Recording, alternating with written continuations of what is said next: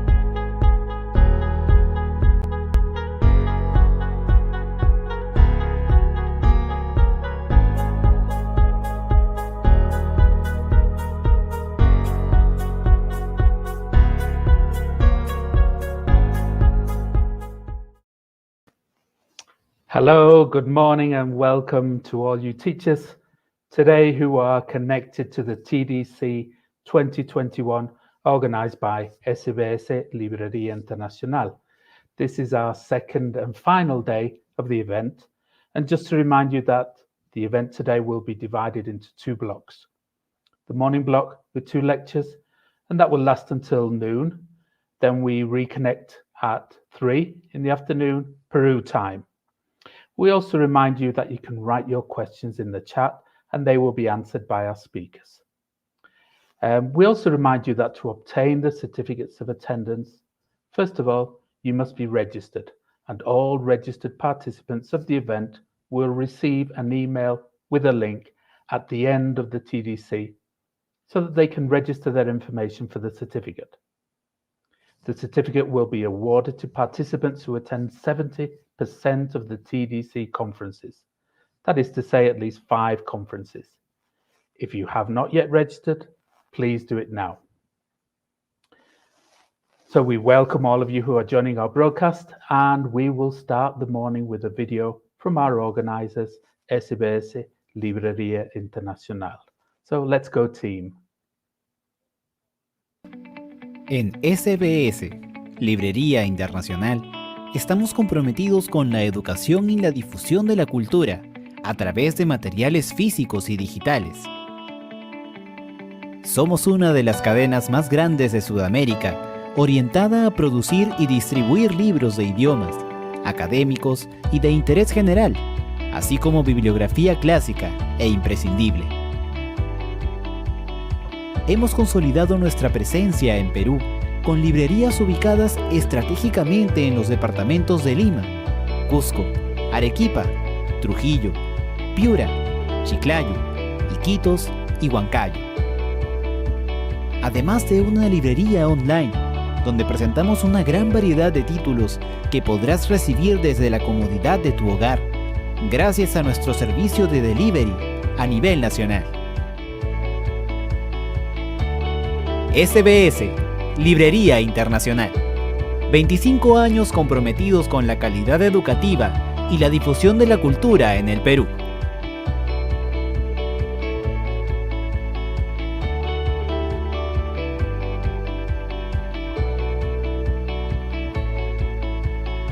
Soluciones para quien enseña y para quien aprende. Thank you very much, team. Very well. Now, to start the morning, we welcome and thank Collins UK Publishing for its participation in this edition of TDC Peru 2021. Collins has been publishing educational and informative books for 200 years. Throughout this rich heritage, they have maintained an impressive record in creating market-leading products across various sectors. In recent years, they have grown their offering for learners of English as foreign language, with Collins' ELT range of publishing for teachers, students, and young learners. So, with great pleasure, I'd like to introduce our first speaker of today, the renowned British specialist, Becky Goddard-Hill, with the topic Simple, Effective Ways to Enhance Students' Wellbeing for Online and In-Person Teaching. Becky Goddard-Hill is the author of Create Your Own Happy, Create Your Own Calm, and Create Your Own Kindness, a series of well-being activity books for 6 to 12-year-olds. She is a former social worker and child development trainer, currently works as a child therapist for a leading UK charity. She holds a postgraduate diploma in psychotherapy, a master's in social work, and is a certified life coach. Welcome to TDC, Becky. Thank you very much, Peter. I'm absolutely delighted to be here with you at the start of your conference this morning. I'm in Nottingham in the UK and it's afternoon here, but I know it's first thing in the morning for you. So the very first thing I want to do, and I suggest you always do when you're teaching, is check in with your own well-being. I'm sure that it's been a bit of a frazzled morning in one way or the other. You've got lots on your mind. We all have when we start the day. So just check in with yourself how you feel and then try and make yourself feel a little bit better. So I urge you to do this little exercise with me to help you feel more relaxed, to release any tension and to feel more connected. First of all, I'm going to ask you to breathe in through your nose for a count of 4 and then breathe out through pursed lips for a count of 4. We'll do this 4 times.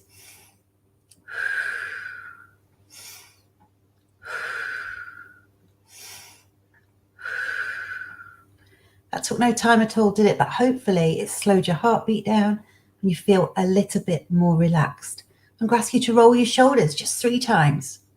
Deep shoulder rolls. And let out that tension. And to put your fingers together, stretch forward and up and out. We'll do 3 of them too. Stretch forward, big stretch, up and out. And one more. There, shake it out. And hopefully your body feels a little bit more relaxed, your heartbeat's a bit slower and you feel a bit more present. And that's a lovely way to start with your kids in the morning too, when you're about to teach them, is just to make sure they're comfortable and they're with you and present. Now, I'm aware it can be difficult to feel connected to the kids you're teaching when you can't see them and you're behind a screen. So here's a little meditation for you to help you feel more connected, because I want the kids you're working with to be very much in your mind as you learn with me this morning. And this is a loving kindness meditation, actually from my book, Create Your Own Kindness. All you need to do is sit comfortably, close your eyes if you want, and place your hand on your heart. And I want you to think about see in your mind's eye and think about the children in your class. And I want you to imagine them smiling at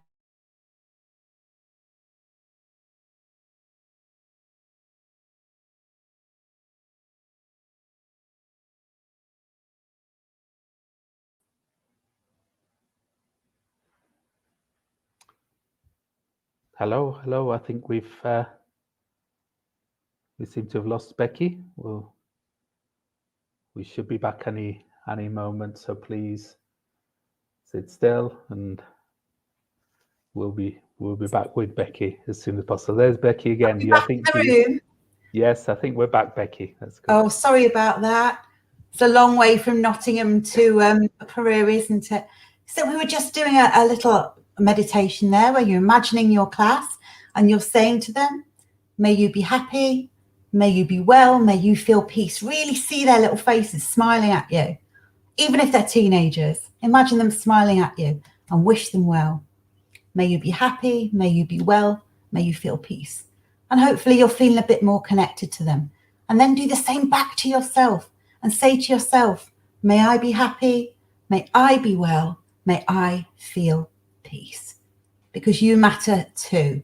And checking in with yourself every day before you teach about how you feel. Are the kids in your connection? Are you relaxed? All of that will help you ready to start. So we've done a little warm up, and now I'm going to take you to my presentation.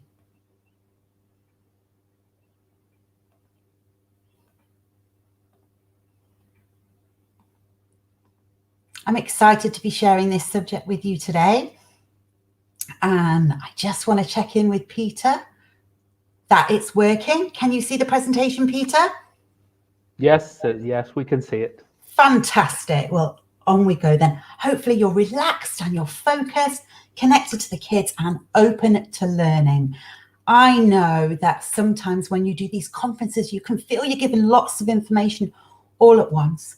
But I have to say, your students' well-being is the most important thing to focus on. So I really hope you're alive, alert, and ready to learn about this. These simple techniques to help the kids we're teaching feel better and be more present.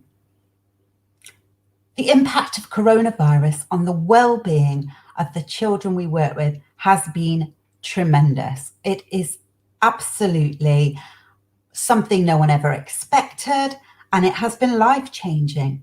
Many families have been thrown into poverty. Many families have had family members die or be very ill. Many families have lived with anxiety over jobs and health. Not all kids have had access to technology. Some have had to share it with big families. Many kids who lack in confidence haven't felt able to speak easily on screen. And kids who perhaps have attention deficit difficulties have struggled to stay focused. Coronavirus has not impacted every child in the same way, but it has impacted every single child. And they are not the same children that you taught a few years ago, nor will you be the same teacher because, of course, and importantly, coronavirus has impacted you too. 2 years in, you may be so bored of teaching online. You may feel disillusioned, you may feel fed up, and actually that will impact the children you work with too. So conferences like this are really important to reignite your passion for teaching and to reignite your love and care for the children that you are guiding. Every single child you teach will have had a different experience of online learning, every single child, because they are all absolutely unique. So in a classroom, you can moderate your learning approach a lot for the individual kids. You can perhaps put them in groups, teach them a certain way, and you can be much more creative. Online, it's difficult to do that, but every child is an individual. And it can be more tricky. We just have to remember they're all individual and that they will have individual learning support needs through this experience. There are so many blocks to both well-being and learning, and the two are absolutely connected. A child who is stressed or scared, sad, anxious, worried is not going to learn to the best of their ability. They just aren't. For a child to learn well, they need to feel safe, they need to feel secure, they need to feel nourished and nurtured, and they need to be absolutely present. And so many things can get in the way of that. And we can help unblock in lots of ways, but first we need to acknowledge the blocks. One of the blocks, of course, is unsupported learning needs.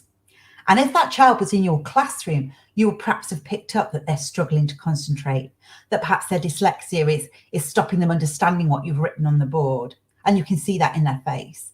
You know, there can be lots of unsupported learning needs in terms of technology. Technological problems, with the best will in the world, happen all the time, don't they? And not all kids have the access they need. So unsupported learning needs can be a block to well-being. So we need to know what they are. We've already briefly discussed home life and environmental factors. For a child working in a small room with lots and lots of other children and chaos and noise, it's going to be hard to focus. For a child living with parents who've got high pressure jobs, who can't support and help them, that also can be very, very difficult. Home life and environmental factors will have a huge effect. Faulty thinking is something we're going to address shortly, but it's basically where a child is catastrophizing or expecting you to mind read their problems. It's when they're not thinking in helpful ways, and that can block their learning. Low self-confidence and self-esteem will stop a child asking for help. It will stop them contributing to a discussion online. And it's really important that that doesn't go unnoticed. Poor self-care is always a barrier to learning. By poor self-care, I mean not eating properly or not getting enough sleep, maybe too much screen time and not enough daylight. Poor self-care is when children don't relax, rest, stimulate themselves enough. It blocks their learning. Worrying and staying stuck in their problems will also prevent kids getting the best experience of their education. We need to always teach them to be problem solvers, to state what's wrong, but then look with you what they can do about what's wrong. Perfectionism. Well, we all want our kids to try really hard and do their best. But if they're never satisfied unless they get everything 100% right, they'll probably never be satisfied. So the message to get across is we want you to try really hard.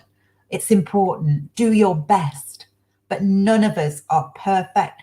We all have off days. Sometimes we just don't get it right. And it's okay. We can try again tomorrow. We want them to have a growth mindset, not a fixed mindset. And we want them always to access support. So we need to be accessible, not a scary teacher, not a perfectionist, not a teacher that makes kids worries, but one that they can really, really turn to and say, hey, I'm struggling, please help. It is important to teach kids self-care because sometimes the adults in their life do not provide them with the care they need. And that can be really hard as a teacher to accept, that maybe you are the only adult in their life teaching them self-care, and that's why it matters. You might think it's not my job. My job is to teach them academic stuff. But actually it is your job because you may be the only grown-up at the moment they're having contact with. And you may be the only one that has the time to teach them self-care. And a child that knows how to care for themselves when they are young becomes a teenager that copes with challenges in healthy ways. So they don't start to self-harm when things go wrong, but instead they up the self-care. They look after themselves better when times are tough. They're kinder to themselves.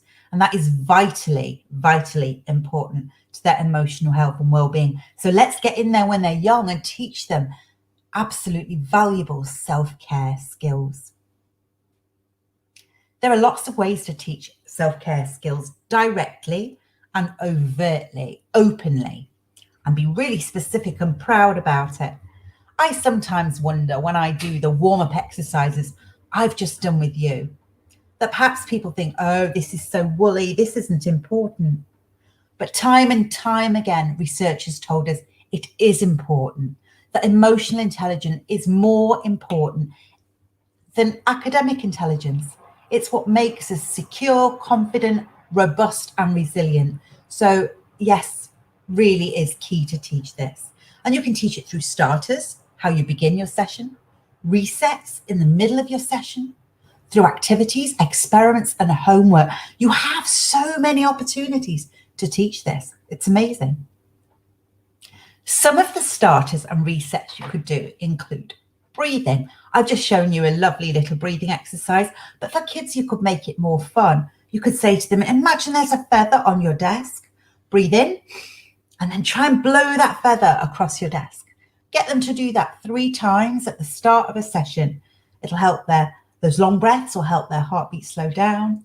It's a bit of fun, and it'll get them focused. And stretches. Oh, we get so stiff sitting at a computer, don't we? Stretches are really important. You could do that at the beginning of a session or halfway through. You could say, okay, we focus for 20 minutes now. Everyone get up and stretch like a tree, or do a yoga pose, jump up and down on the spot, but stretch that body in some way and get the tension out. I start each morning with a Tai Chi session. It's flowy, it's relaxed, it's easy, but it's also complicated to remember the moves. And that helps my mind focus. It stops it worrying about the past or the future, and it allows it to focus. And that is really, really important if you want the children to be present in the moment and focused on you. So maybe you don't know any Tai Chi. That's okay. Go on YouTube, 5-minute beginner's Tai Chi session, and show it to the children you're working with. It doesn't even have to be 5 minutes. 2 moves are good enough. It's an ancient martial art, but much more than that. It's a way of helping people center themselves and help their bodies and mind feel aligned. Grounding is also another way of making sure children are focused. So 2 grounding exercises for you. One is to get children to clap and really listen to the sound of that clap and feel the sensation of the hands coming together. It's deeply satisfying. Another way to do a grounding exercise to help them be present is to say to them, what 5 things can you see right now? What 4 things can you touch? What 3 things can you hear? What 2 things can you smell? And what 1 thing can you taste? This gets all their senses alert and helps them be absolutely in the moment. It's an act of mindfulness that stops them fretting about what's coming later or what's gone before.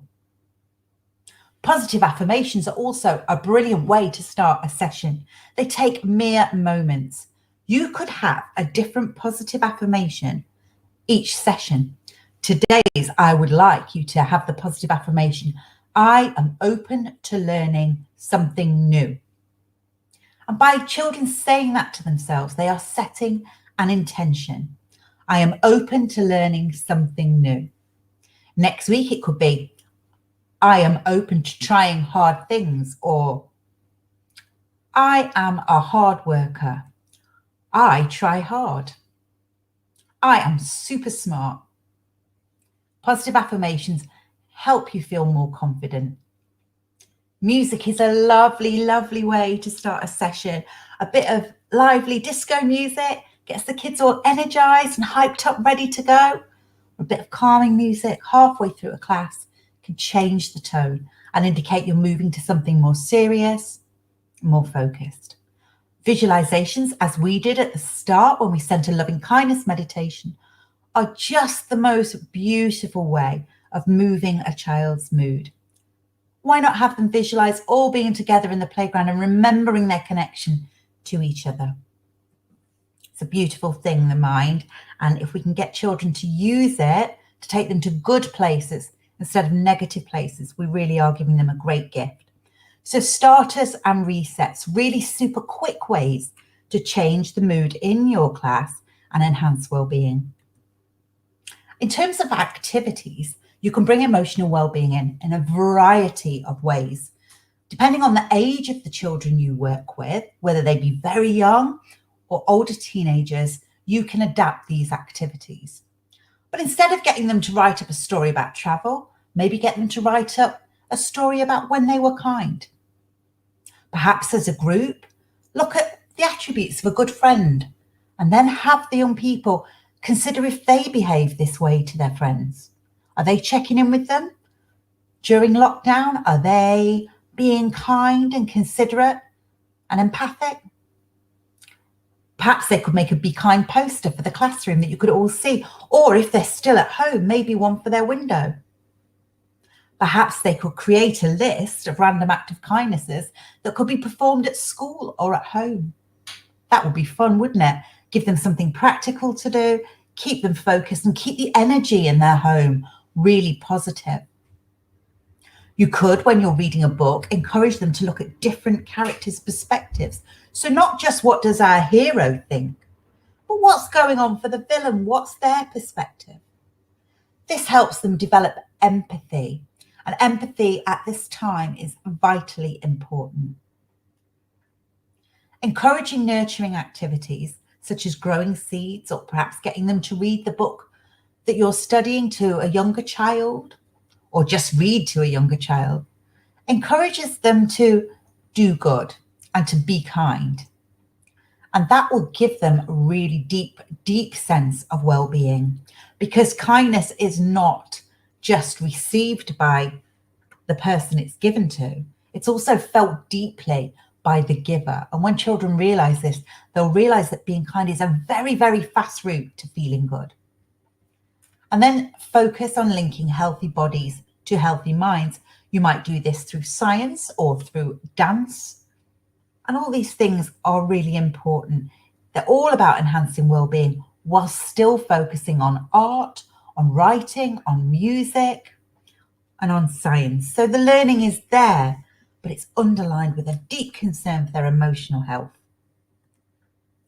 Experiments. Oh my goodness, I love experiments. All of my books, which I'll show you at the end, but all of my activity books have a tiny bit of science on every page. Every page has an activity about well-being, but they're all backed by science, because the science of well-being is fascinating. And if children understand why something works, they're much more likely to do it. So you can teach them how kindness is contagious and how this has been proved through studies. You can teach them how when they focus on something, it gets bigger. So if they're thinking about Christmas and it's in 2 days and they're really thinking about it a lot, they get more and more and more excited. If they focus on their worries about perhaps the maths test looming, and they focus on that worry, it'll get bigger and overwhelm them. And this is all because of our brain, because of the filter in our brain that makes what we focus on expand in our mind. If children understand that, they understand why they need to distract themselves from their worries. Talk about it and then move on so it doesn't overwhelm them. And then we can teach them how calming your body calms the mind. We teach them about cortisol, the stress hormone, and adrenaline that makes us fight or flight, but also how we can calm our nervous system by steadying our heartbeat and releasing tension from our body, and how that affects our mind. And in turn, they can learn how much more intelligent they are when they're calm. I don't know if you know this, but you are 30% more intelligent when you are calm. So the very best thing a child can do before they go into an exam is calm their mind right down. Yeah. So relaxing their body, relaxing their breathing, they're going to do so much better. Teach them the science behind that. Teach them about neuroplasticity, the fact that their brains are forever changing and growing. And if they work on positive thinking, they will strengthen those neural pathways and they'll be able to do it more easily. we can grow our brains. We can change our brains. It's amazing. And then teach them about mirror neurons and how they work and how the behavior of people around us affect how our brains develop. So we need to keep good company. The experiments and science behind well-being are fascinating, and kids love to hear about this. Now, there are other ways to teach self-care skills. You could role model it. You could say to the young people that you're working with that perhaps you had a very stressful, tiring evening marking their many pieces of homework yesterday, but then you went for a walk in nature and had a long and lovely bath, so you feel very relaxed and ready to start again. Yeah? Be a role model with checking in with feelings too. Tell them how you feel. Use feeling words. Let them know they're welcome in your classroom. You can suggest things they can do to self-care. Perhaps you could say to them, you have sat for 40 minutes listening to my lesson. Now I think you should go and move your body. You could prompt them to do that. You could say, okay, next session, I want you to tell me what you've been doing to exercise, or how you've been getting enough daylight, or, tell me what you did to relax yesterday. How you close sessions really matters. So rather than right, off and do your homework, I'll see you next week when you hand all that in, it could be, okay, have a really relaxing evening. You've all worked really hard. I hope you have a lovely time. Send them off with prompts to take care of themselves, but also your warm wishes. In the books you read in class, and when you do storytelling, tell them about characters who nurture themselves with hobbies, who nurture themselves with assertiveness skills and kindness. Weave it into the books you read. Talk about bravery and courage. Talk about kindness. Find those books that have great heroes and heroines. And use quotes. Quotes can be so inspirational. Now, you don't want to sit talking the quotes to the kids you teach. No, they can be at the bottom of your emails. They can be part of a screensaver. They can be woven in, but they can be extremely inspiring. And homework. Now, when you set homework, mix it up. Yeah, mix it up and get some of those emotional well-being activities in there. Anything nature-based is amazing for kids' well-being. They are spending so much time indoors right now, and they need to be outside. Daylight and nature have been proven again and again to be mood boosters for kids. And well, for all of us, not just for kids. So make sure you're getting out in nature too. So perhaps you could go and have them do a soil experiment. Perhaps you could encourage them to sit outside and draw a flower for art. When it comes to physical exercise, maybe they could do some yoga in the park. You could encourage them to track their mood for a week. You can encourage a self-kindness exercise. Maybe they could put together a calm down kit of all the things that make them feel relaxed. Maybe it could include bubbles, or perhaps it could include their favorite book. You can encourage them to declutter their space. If they work in their bedroom, for example, and it's really chaotic and messy in the corner they work, they'll struggle to focus. So perhaps encourage them to get a bag, sweep around their room and get rid of anything they no longer want or need, or have a good tidy so their space is clearer, their mind will be clearer too. Perhaps they could bake bread. All that kneading gets out a lot of tension, and the smell is deeply relaxing. Puzzles, jigsaw puzzles, helps focus attention. A kindness bingo where they do lots of different little exercises to be perhaps kind to their sibling, or to call their grandparents and have a chat, to look at old family photos and bring up lovely memories with their parents. All of these things will enhance young people's well-being, but can also be linked to their curricular activities. Now, in school, if your children were actually at school with you, these support measures would be really important. But there is a way, I am sure, that you can also provide these whilst online teaching. So worry boxes. In schools in the UK, we often have a worry box where a child will write on a slip of paper, sometimes without even putting their name on it, something they are worried about. And the teacher will give the answer to the class. So the worry might say, I am worried I am never picked for sport. So the teacher might think about this and say, okay, we're no longer going to have team captains pick for sport. I'll decide on the groups. The worry might be there's so much homework at the moment. And the teacher might reflect on this and reduce the load. Suggestion boxes are also a good idea. So is there a way young people can tell you their worries or give suggestions whilst you're online learning? Is there a chat box they could put things in? Is there a place they could write to perhaps? Also provide some check-in opportunities. Sometimes young people need to speak to you privately. We know that for kids, all kids of all ages, friendships at school are one of the most important things to them. And sometimes they have problems with these friendships. Sometimes children are having deep problems at home and have no one else to talk to. They need to have a one-on-one check-in opportunity with you, whether it's by email, just a quick on-screen, but a chance to be able to talk to you. And of course, email contact with parents, that's vital too. Parents can't always phone up these days. It's not so easy. Schools aren't being staffed. How can they contact you? And are you contacting them, letting them know how their kids are getting on? Wellbeing workshops like this one are absolutely vital to keep you focused on well-being, keep you inspired and provide new ideas. And if your school do not do this, I urge you to talk to your head teacher and suggest that they do, because well-being matters and it makes better learners. Focus on kindness, celebrate kindness, always notice it, notice it. We celebrate supporting achievements all the time, and academic and intellectual achievements. Kindness needs to be celebrated too, wherever you see it.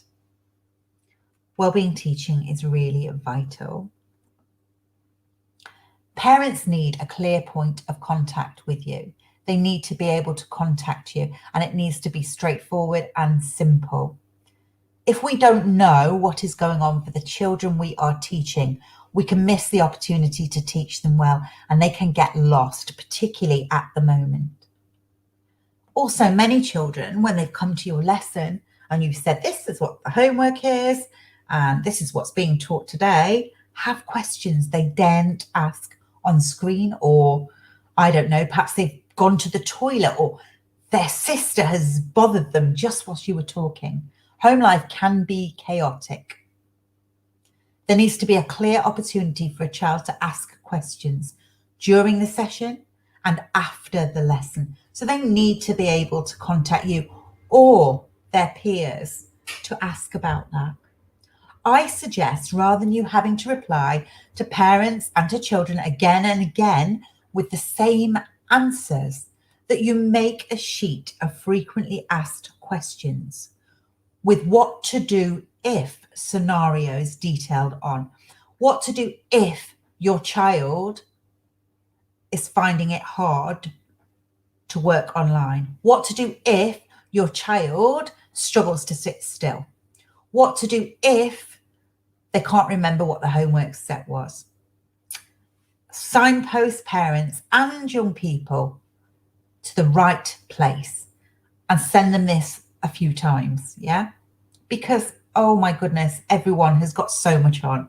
If we can answer their questions and make life easier, the stress levels come down so much. Written support, backing up an online lesson is really useful. A couple of bullet points and the homework written down makes it so much easier for forgetful, distracted children. Focus on their well-being. When you talk to their parents about how they're doing, focus on their well-being. In the emails, ask, is everything okay at home? How are things going? You don't have to be that child's counsellor, but it is important to show that you care and that you can take into account the life circumstances of what's happening. Don't forget that. Phone calls and face-to-face contact are also really, really valuable. I know this has been going on for a long time now, and you may have children in your class who you've not actually met now. And for their parents and to see you and to hear your voice makes that human connection. And that human connection can make all the difference to whether they ask you for support or not. Now, we briefly talked earlier about faulty thinking, and faulty thinking can block children's learning. And by addressing it, we can change it. So some children catastrophize. They make a massive drama out of anything. So maybe you've given them a spelling test and they got 2 out of 10. And they think, that's it, I'm terrible at spelling, I'm useless at school, there's no point trying ever again. And they are making catastrophe out of a small thing. And we need to name that, and we need to discuss this. It is not helpful. It's not helpful. Rate your problem. 2 out of 10 in spelling test, that's a small problem that can be solved. What can make it better? Keep that phrase on your mind. What can make it better next time? And then they're focusing on what they can do rather than what went wrong. And teach them that a catastrophe is a house burning down, is somebody dying. It is not a spelling test, a missed piece of homework, technology failing. That's not a catastrophe. Yeah? Get them to keep things in perspective. And then there's all or nothing thinking. Some children will think they've had the most terrible week at school because one thing went wrong and one teacher was in a bad mood. But actually over the week, they might have been very engaged. They might have learned some fun things, and it might have been a good experience. Encourage them to see the positives. An easy way to do that is get them to think about what they're thankful for, what they're grateful for this week. And that pulls the positives in. Naturally, people are born with a negativity bias. They see danger, they see problems. It's what kept us safe in cave people time. But we're not in cave people time. And we know positive thinking makes us happier and more robust and resourceful. So ask them what they're grateful for, and you will get their minds on the positive. Also, this is very important. You let the young people you are teaching know you cannot mind read. You cannot know if they have things going on at home, if they have found the work too hard, if you're going too fast. You want to hear from them because you cannot mind read. And if they tell you what's going on, you can help them. So catastrophizing, all or nothing thinking, and mind reading need to be addressed, and that can make a huge difference. Now I'm going to talk to you about something that I discuss with every child I do therapy with. Now, the form of therapy I do is called CBT, and that stands for Cognitive Behavioral Therapy. In simple terms, what you think affects what you feel, affects how you behave. So thoughts lead to feelings, lead to behavior. If we can teach this to children, we are making them super powerful in regard to their emotional health. They can control their thoughts. They can't control their circumstances. They can't. None of us can. But we can all control our thoughts. And if those negative thoughts come in, we can tell them to stop. And that's why I call them red thoughts. These are the thoughts we need to say, shh, you are not helpful. You are not helping me. Because red thoughts, like I can't cope, it always goes wrong, it's too hard, it's not worth trying, it will be a disaster, I'm not good enough, These thoughts lead to feelings of despair, lack of confidence, fear, worry, anxiety. And those feelings lead to behavior where a child doesn't engage, they don't try hard, they don't do their best, and they don't work in a clear, organized manner. So these red thoughts need to stop. And we need to teach children the power of helpful thinking. Green thoughts are what we want, green for go. And these are so important. And if there is anything you take away from my session today, it's this. The way a child thinks affects how they feel, which affects how they learn. Green thoughts matter. Put these on the wall in your classroom, share them again and again in your sessions, send them on an email to the kids you're working with. Green thoughts. I can cope. They have coped for 2 years with online learning. They can cope a bit longer. They can ask for help anytime they need it. Get them to make a list of the helpers in their life. They can ask for help. They can calm down first before they respond or react. So if they're feeling het up, anxious, angry, upset, they can calm down. They can relax their body. They can relax their mind. They can go bake bread or stand in the grass, or they can do some exercise. They can release the tension in their body. They can calm down. They can make good decisions. Knowing they can make good decisions will make them feel strong. I can do this. That is such a powerful statement. I can do this. Puts you back in control. And this is the most important, I think. I can do hard things. Online learning is not easy. It requires focus, concentration, organization.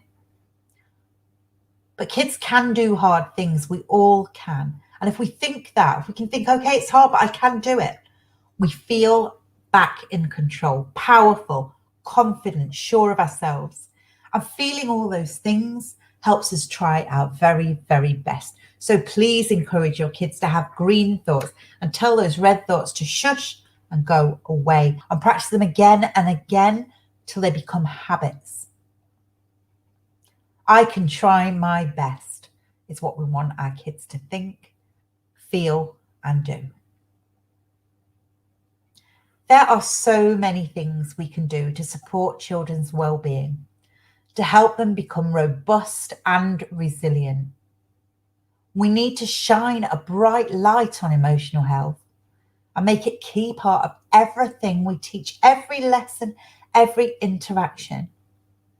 But it does start with yourself, just like this session did. It starts with you. You need to be relaxed. You need to be nurtured. You need to be motivated, and you need to be healthy. You need to be kind to yourself as a teacher, because you have been through so much. You have been asked to do something extraordinary, to engage young people for a couple of years now, online learning. That was not what you were taught to do. That is outside of your remit, but you can do hard things, and you have been. And that attitude of resilience and robustness is something you are showing to the young people you work with. So let's encourage it in them too. This can-do attitude, this ability to take care of themselves and realize their emotion and their emotional health is vital to how well they perform at school and in life. It's probably the most important thing you can ever teach a child, is how to be emotionally resilient.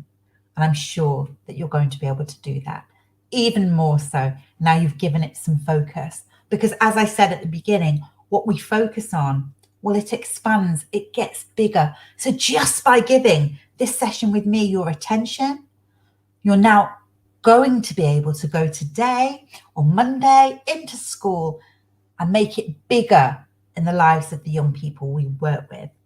And I know you're going to be able to do that. These are my books, Create Your Own Happy, Create Your Own Calm, and Create Your Own Kindness. And each one of them is packed with 50 activities to help children be more robust and resilient and able to manage their own well-being. There's a little activity on every page backed by science. And the idea is we teach kids that they are in control of their own destiny. For more information, you can get some sample guides too from Collins, and they will send out a recording in the next couple of days. It's been wonderful to talk to you, and now I am available to answer any of your questions.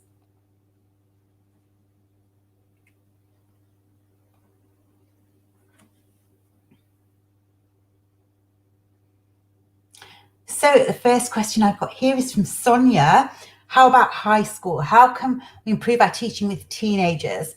Because you need help with that. I get that, Sonia. The teenage years are so challenging because not only are teens hormonal, not only are they striving for independence and don't want to be told what to do, but also they are feeling things so much more deeply because of how their brain is maturing. So we need to connect with our teens and get to really know what motivates them. What do they want to achieve now and in the future? And let them know we are with them, we want to help them, and we are their supporter and encourager. I think that's absolutely vital that we get that message across and be explicit about it if need be. Write them a note and say, you know, I know these are challenging years, but I am by your side. I am here to help you reach your dreams and reach your goals. So talk to me if there's a problem. Be explicit about what you can offer. How to calm and manage the parents' intolerance. Well, when I work with children in a therapeutic manner, I often experience parents who are frustrated. They've had to wait so long for support. So I hear this parent intolerance a lot. And the most important first step is to acknowledge it, to say, I understand how frustrated you are, and I can hear that. Because once you've acknowledged it, they don't need to keep telling you. Okay? So acknowledge the feelings and then say, let's look at what we can do to make this better. So be a team around problem solving. And that's the way to manage a parent's intolerance. Come alongside them. But first of all, acknowledge their frustrations. How to deal with mourning? Well, it's so sad, isn't it? Kids are dealing with loss way, way more than is normal and way, way more than we have prepared them for. Loss takes many, many different forms and stages, and some families will deal with it really well, allowing the child to grieve, offering them support, remembering the person that's died, keeping them alive in terms of memory and in terms of being talked about, which minimizes loss a little for kids. But some families will struggle with that. They will, and kids will end up in quite deep despair. So I would say if a child is struggling a little, that's totally normal. We all do. When we're sad, it's really hard to move forward. If it blocks them for a longer period of time, they might need some specialist work around processing that loss and really coming to terms with the fact that the person they have loved has gone, and looking at ways they can keep their memory alive, which will help them feel better. Visual thinking in teaching learning process. Goodness me. Well, that is not actually something that's in my remit as a well-being expert, I am afraid. But I would say be creative, think outside the box, and do your best when you're explaining visual thinking. Kids learn in so many different ways. Use music, use art, talk, be energized, use dance, do whatever you need to do to get across your message. Yeah, so my books are absolutely perfect little lesson plans for you. They are geared for 7 to 12-year-olds, and they're all based around cognitive behavioral therapy techniques, and they give kids loads of exercises on speaking kindly to themselves, being motivated, being empathic and inclusive, organizing their workspace, all that kind of thing. I also wrote a book for teenagers, which I haven't mentioned, called Be Happy, Be You, and it's a little guide to life that helps them manage their anxieties and worries in a much more positive way.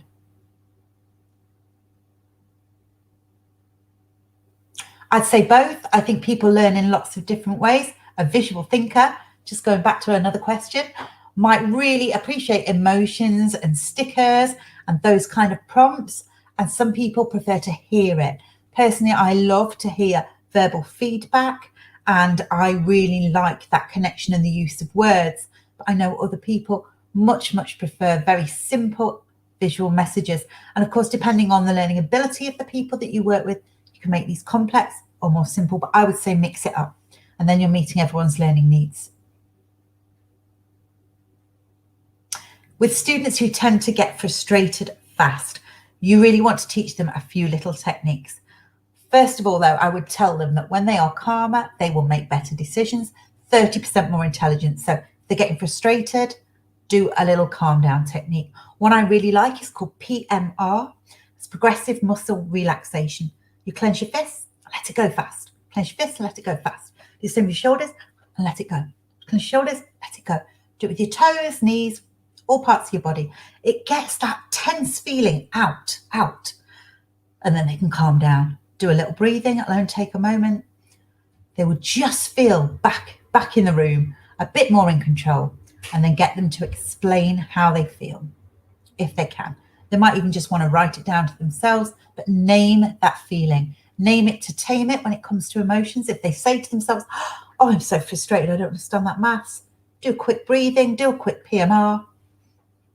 They're going to feel better. Oh, absolutely, Rosa. Rosa, teachers must take care of their well-being in order to help their students. Absolutely. It's that same thing as if you're on an aeroplane, isn't it? Unless you put that oxygen mask on first, you're in no fit position to help anybody else. You have to take care of your own well-being first. So just for 5 minutes before you teach your class, get comfortable, get relaxed. Sort your breathing out, get rid of the distractions around you. Maybe have a little cup of coffee or glass of water. Take care of yourself first because you're precious. Where would we be without our teachers? In a mess. Definitely, any hard tasks are easier by breaking them down into manageable tasks. And when it comes to frustration, that's really, really, really useful. Thank you, Laurel, for that. That is really useful. I would also say, little bits of feedback, rather than waiting till a huge project is finished, can really motivate young people to stay engaged and to stay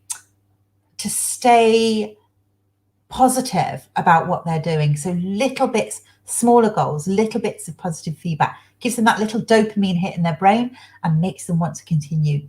Thank you, Laurel.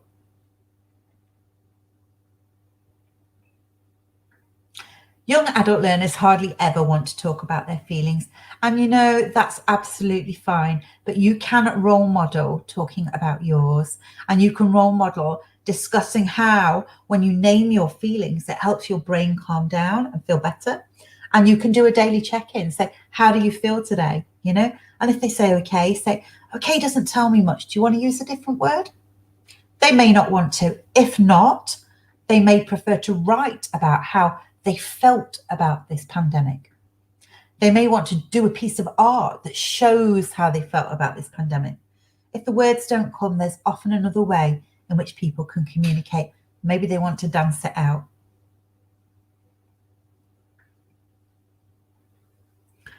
I'm not sure what SS is in an online environment. How do I motivate and engage my SS? I would say motivate and engage anyone. If we're going to talk about anyone, because I'm so sorry, I don't know what SS is. I would say you keep it interesting. You mix it up. So some things are visual, there's some auditory. You do mood changes partway through your sessions, and you give that regular feedback and those short goals that are motivational. Yeah. And ask them questions, you know, and give them chances to go away and learn. They don't have to just sit at the screen. You could encourage them to perhaps go and stand outside, you know, take some deep breaths and then come back. You could encourage them to go and draw something and then come back to the screen and perhaps show you or talk about it. They don't have to be focused all the time. Mix it up, make it engaging.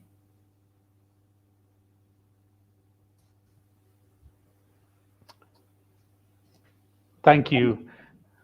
Thank you, Becky. I think we could have continued all day with the questions there. That was a really interesting topic. Some great ideas and information there for the students. It's something I think we're suffering with at the moment, the well-being of students. So it's really important for them. So again, thank you very much, Becky Goddard Hill from Collins, UK. Thank you. You're very welcome. Now, continuing with our agenda, we welcome and thank the publishers from Penguin Random House UK for their participation in the TDC Peru 2021. Penguin Random House Education UK fosters a universal passion for reading to inform, educate and inspire. Penguin Random House is the home of 250 editorially and creatively independent publishing imprints. Among the most representative publishers, we have Ladybird Publishing and Penguin Readers. So, to find out a little more about the publisher Penguin Random House, let's watch this video. Let's go, team.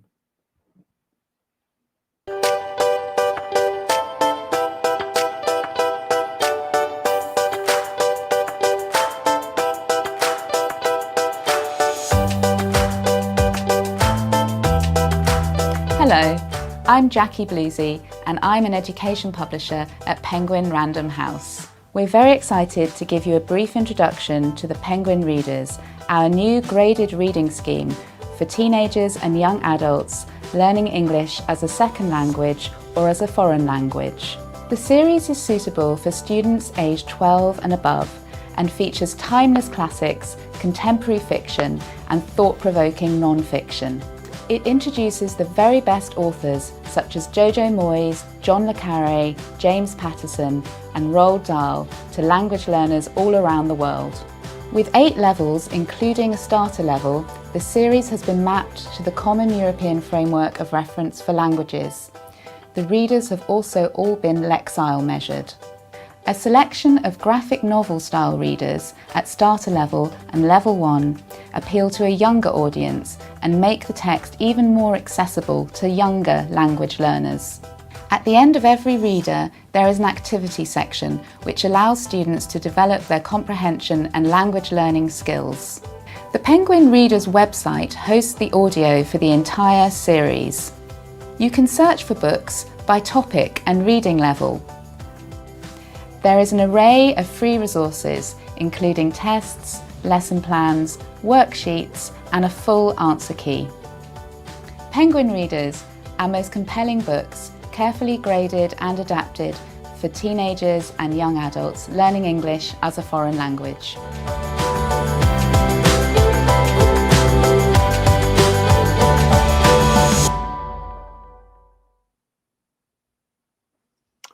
Thank you. Now it's with great pleasure to introduce to you the renowned British specialist and consultant, Danny Mundy, on the subject of lessons learned from 2 years of online education. Danny has worked in the ELT sector since 1998, working as a teacher, trainer and consultant. She has delivered face-to-face training and workshops in Malaysia, Singapore, Sri Lanka, South Korea, China, Indonesia, Kurdistan, Pakistan and the UK. During the pandemic, Danny has continued training online, delivering training courses, webinars and workshops to teachers spanning over 16 countries. Danny has worked as a freelance trainer for Penguin Random House since 2014. This has involved delivering training sessions, speaking at conferences, writing material, and regularly writing blog posts for both Ladybird and Penguin Readers. Welcome to TDC, Danny. Thank you very much, and thank you for such a lovely introduction. I'm really happy to be with you all here today, and I hope that I can share some really nice ideas with you. So let's have a look, reflecting on the pandemic and moving forward. So life has changed very much in the teaching sector, and we've really had to think about new ways of looking at things. So this is what this presentation is going to focus on. From online back to the traditional classroom, what do we take back with us, and maybe what lessons have we learned? So for me, first of all, as a teacher and trainer, these words have been really, really important when we first started teaching online. It was a slight panic to think, how are we going to engage our learners? How are we going to get them to collaborate on tasks that we normally do in the class? How can I keep the motivation levels really high of my learners? How can I get participation when I'm teaching online? And really importantly, how can I keep the interest for our learners? And I think all of us as teachers have been really thrown into thinking about these key areas to make sure that the lessons online are engaged, collaborative, full of motivation for the learners, full participation, and a lot of interest. And this will be a common theme through the presentation today. So the first thing I want to look at is reflection and self-reflection. So I think this is something that we've had a lot more time to think about with online learning, and perhaps more time to implement with our learners. So if we just look at this quote, it says, reflective writing can help you to think about your reasons for studying, to have a deeper understanding of how you learn and identify your longer term goals, as well as encouraging critical thinking and problem solving skills. So there's a lot of elements in there that are crucial for 21st century education. So can I ask you to pop in the chat box a yes or a no? Do any of you, or have you been using reflection tasks with your learners in the classroom? So a yes or a no in the chat box. Let's have a look.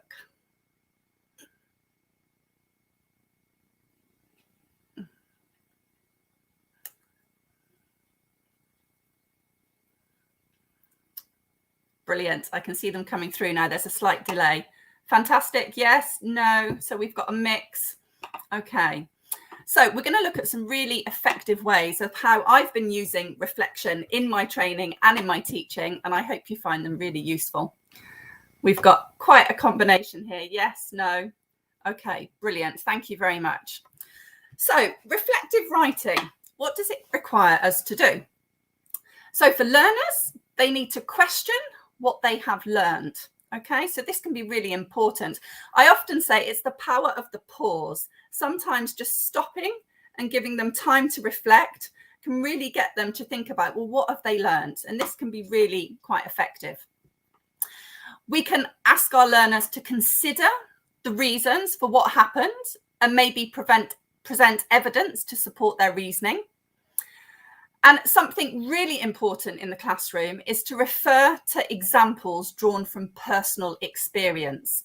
So personal experience, again, is quite a powerful tool in the classroom. If there is a personal experience or a shared experience, it can be really helpful for learners and actually encourage them to think about things a little bit further.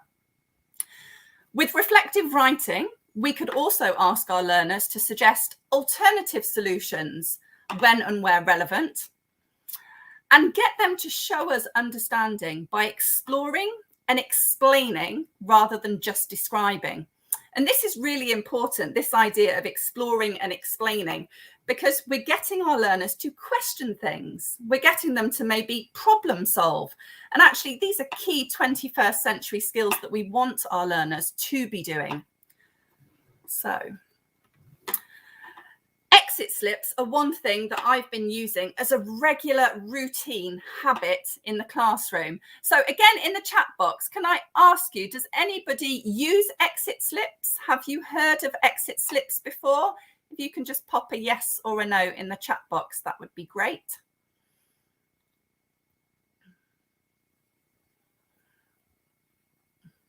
Again, there's a slight delay with the chat. They're coming through now.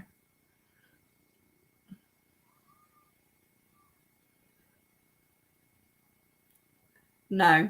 Okay. Yes. No. So we've got a combination here. Thank you, Cynthia. Yes. Great, Isabel. Luth, sometimes.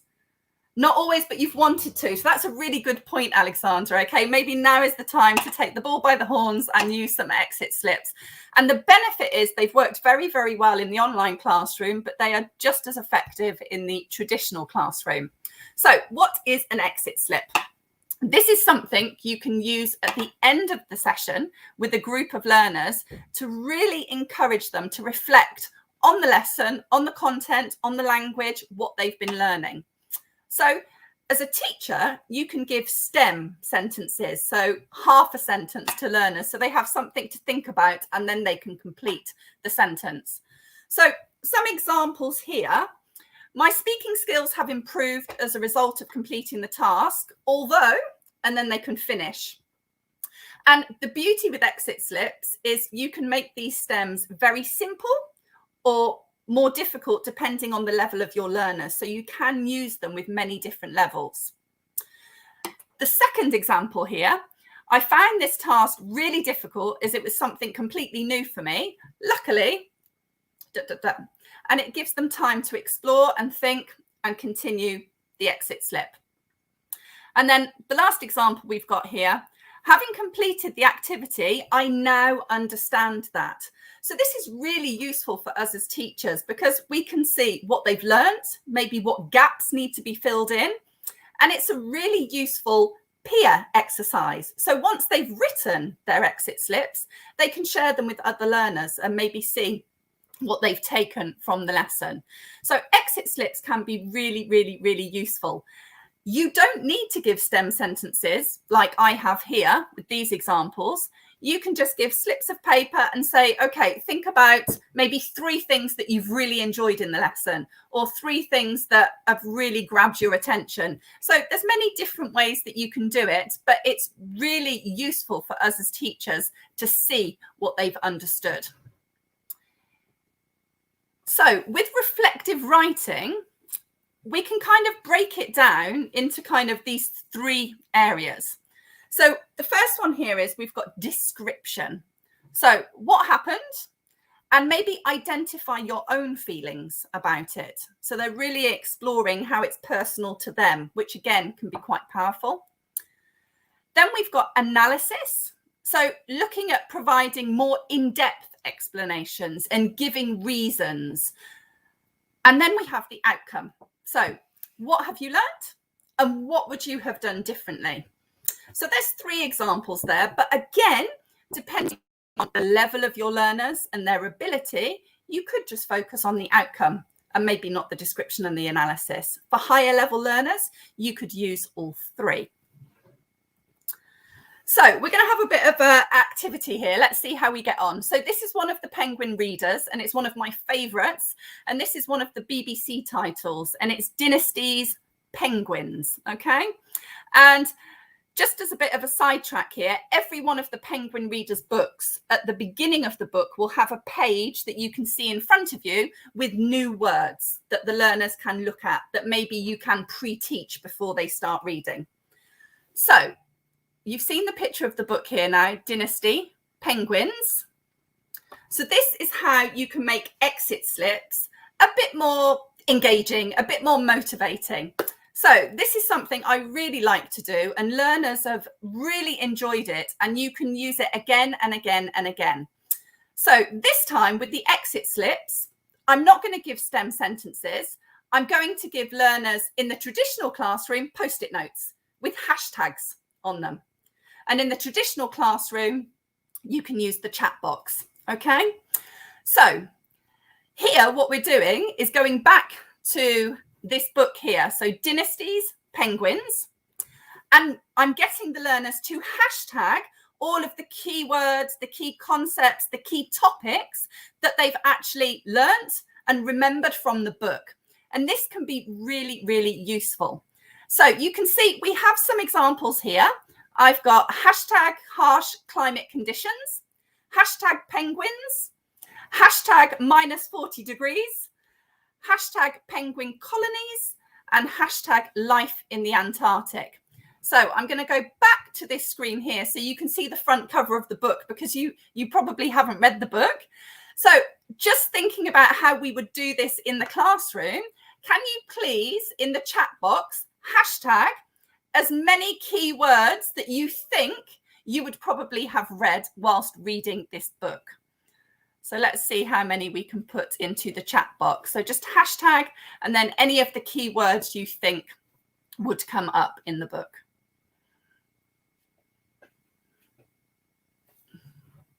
Laurel, fantastic point. Jamboard with stickers, brilliant. So Jamboard is really effective for teaching online, absolutely. Especially when you're a teacher that loves post-it notes. You could have the sticky notes. Okay, let's see. There's a slight delay. Any hashtags coming through?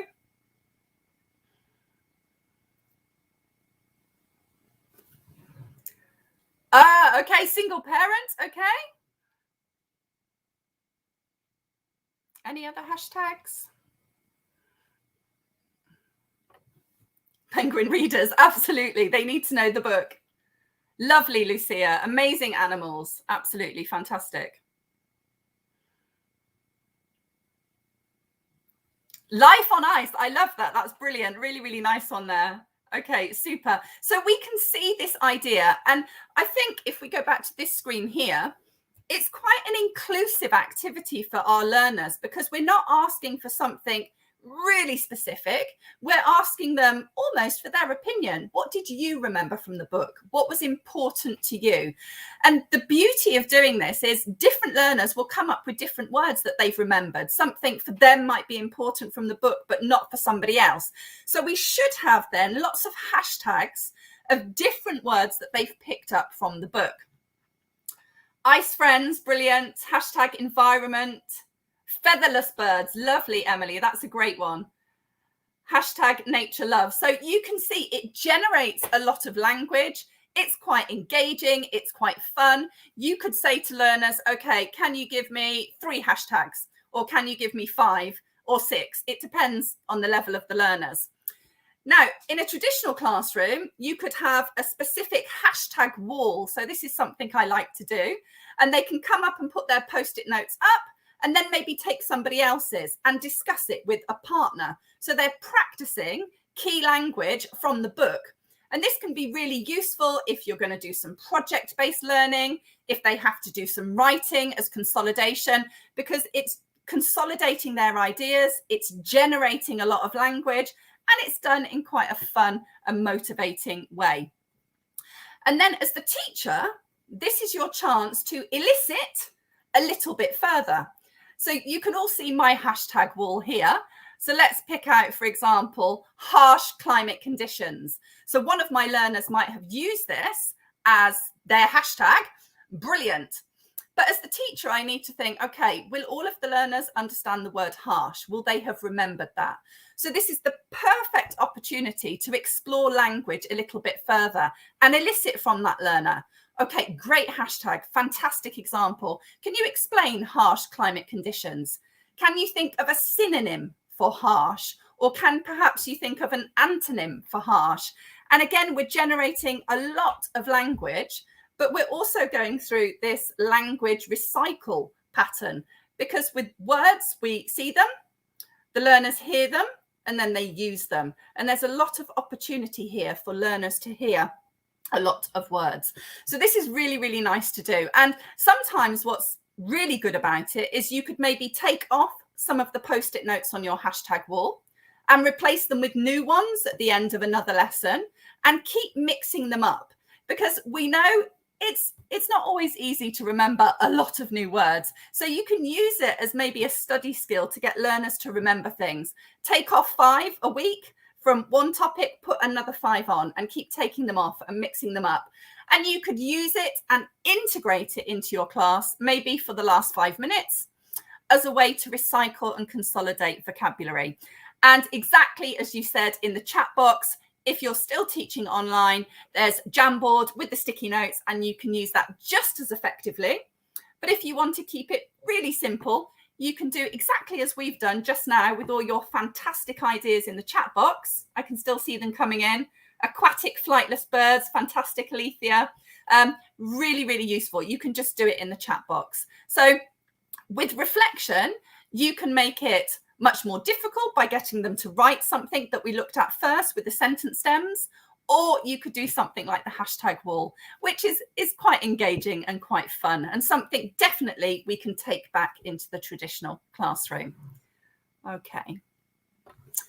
So if we move on and look at some of the other advantages of maybe teaching online and what we've learnt, we can focus on the flipped approach or flipped learning. So what do I mean here? So with flipped learning, we're talking about maybe giving learners something before the class, before the session, so that when they get into the session, you have a clear focal point. Now, there's always downsides with this. If we go back to the traditional classroom, will learners do it? Will they do the homework? If they don't do the homework, what happens in the class? Do I have to repeat? But I think learners have been absolutely marvelous during the pandemic, and actually they've really got used to doing a lot more before activities, which really have helped then the online sessions. So we can definitely use this to our advantage back in the traditional classroom, because students are more accustomed to doing activities that will help them within the class. So if we look at some examples here of before, what would we give our learners before the class? Something I love doing before we actually start reading a book is get them to read the blurb. So the blurb is the back of the book. At the back of any book, there's always a short summary. Sometimes it's just a couple of sentences long, but it gives us all of the clues, all of the key bits of information, or maybe key characters that we need to understand the story or the book. And this can be really effective. And it's quite a short activity to do, so it's not really time consuming. So before the lesson, get the learners to read the blurb, so the back of the book, before the class. And this sets the scene a little bit. And this can actually take the fear factor out of reading, because often learners can be reluctant to read. But actually the blurb is a very short piece of text, but it gives us all the clues and all the information. So it's really, really useful to use. And then when they're in the classroom, we can use this as teachers as a vehicle for discussion and collaboration. So what did you understand from the blurb? What do you think is going to happen in the book? So there's lots of things that we can do that, again, will generate a lot of language for our learners. And by generating the language based on what they've understood from the blurb, they're starting to think about the book, the content, what's going to happen. And it kind of takes away that fear factor a little bit. Then we're in the lesson. So the whilst approach. Okay, so what do we do now? They've read the blurb, we've discussed it. Lots of brainstorming, and we can do that in really fun ways. Do graphic organizers, get them to collaborate and work in groups. This encourages creativity. Creativity can help critical thinking. Creativity in groups will help collaboration. So really, really useful. And make predictions. Learners are great at making predictions. This is the blurb. What do you think will happen at the end of the story? What will happen to the main character? If you were the author of this book, how would you end the story based on what you've understood from the blurb? And again, because we've done this before work, that's quite short, they have some idea, and it's much, much easier for us as teachers to do these whilst activities in the classroom. And then after, now this could be at the end of the class, maybe coming to the last 5-10 minutes, and then they finish at home, or it depends on the class. It could be at the end of the class, it could be they start in the class, they finish at home, or it could just be homework. Get them to write a new blurb based on what they read before with the blurb and their understanding, what we've discussed in class. Maybe we've looked at a little bit of the book. They're starting to get more of an idea about the content, the language, what's going to happen. And then they can write a new blurb. And this is really nice then for them to bring into class and to share with each other. It's very creative. They can generate a lot of ideas, and it can really, really help with the reading process to keep it fresh, interesting, and engaging. So I think we really need to take advantage of the flipped approach. Maybe before the pandemic, learners were reluctant to do homework, but I think now they're very used to doing things before class. So we definitely need to use that to our advantage as teachers. So collaboration has been so important during the pandemic, because we have wanted our learners to participate with each other online. So we've had breakout rooms that have been really, really good. We can give them topics. They can go into breakout rooms. As teachers, we can go in and listen. So again, taking collaboration as a key area back into the traditional classroom. It's a 21st century skill, and it's an integral part of teaching. So online, we've used things like Padlet and Menti and the chat box that have been really effective. But we need to think about collaborating more back in the classroom. So this could be basic things like your seating plan. How are you putting learners together? Is it easy for them to move around and work in different groups?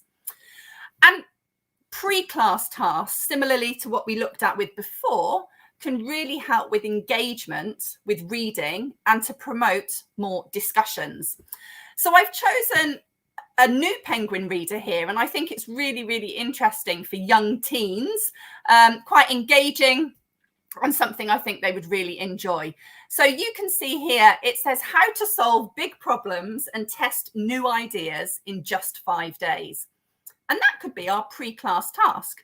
We're using something on the front of the book to really, really think, okay, how are we going to get them to collaborate? Let's work in groups. Okay, big problems. What big problems can you identify? How can we test new ideas in just 5 days, and maybe have a bit of a competition element with different groups that need to solve these big problems first? And obviously, always using the front of the book. We've used the blurb. That was really effective. But now we've got this title, Sprint. So can I ask you, can you put some synonyms for this word in the chat box? Any synonyms that you can think of for the word sprint, which is the title of our book here? If you can pop them in the chat box, that would be great. Let's have a look. There's a slight delay. Race. Brilliant, Emily. Fantastic. Laurel as well. Race. Run. Super.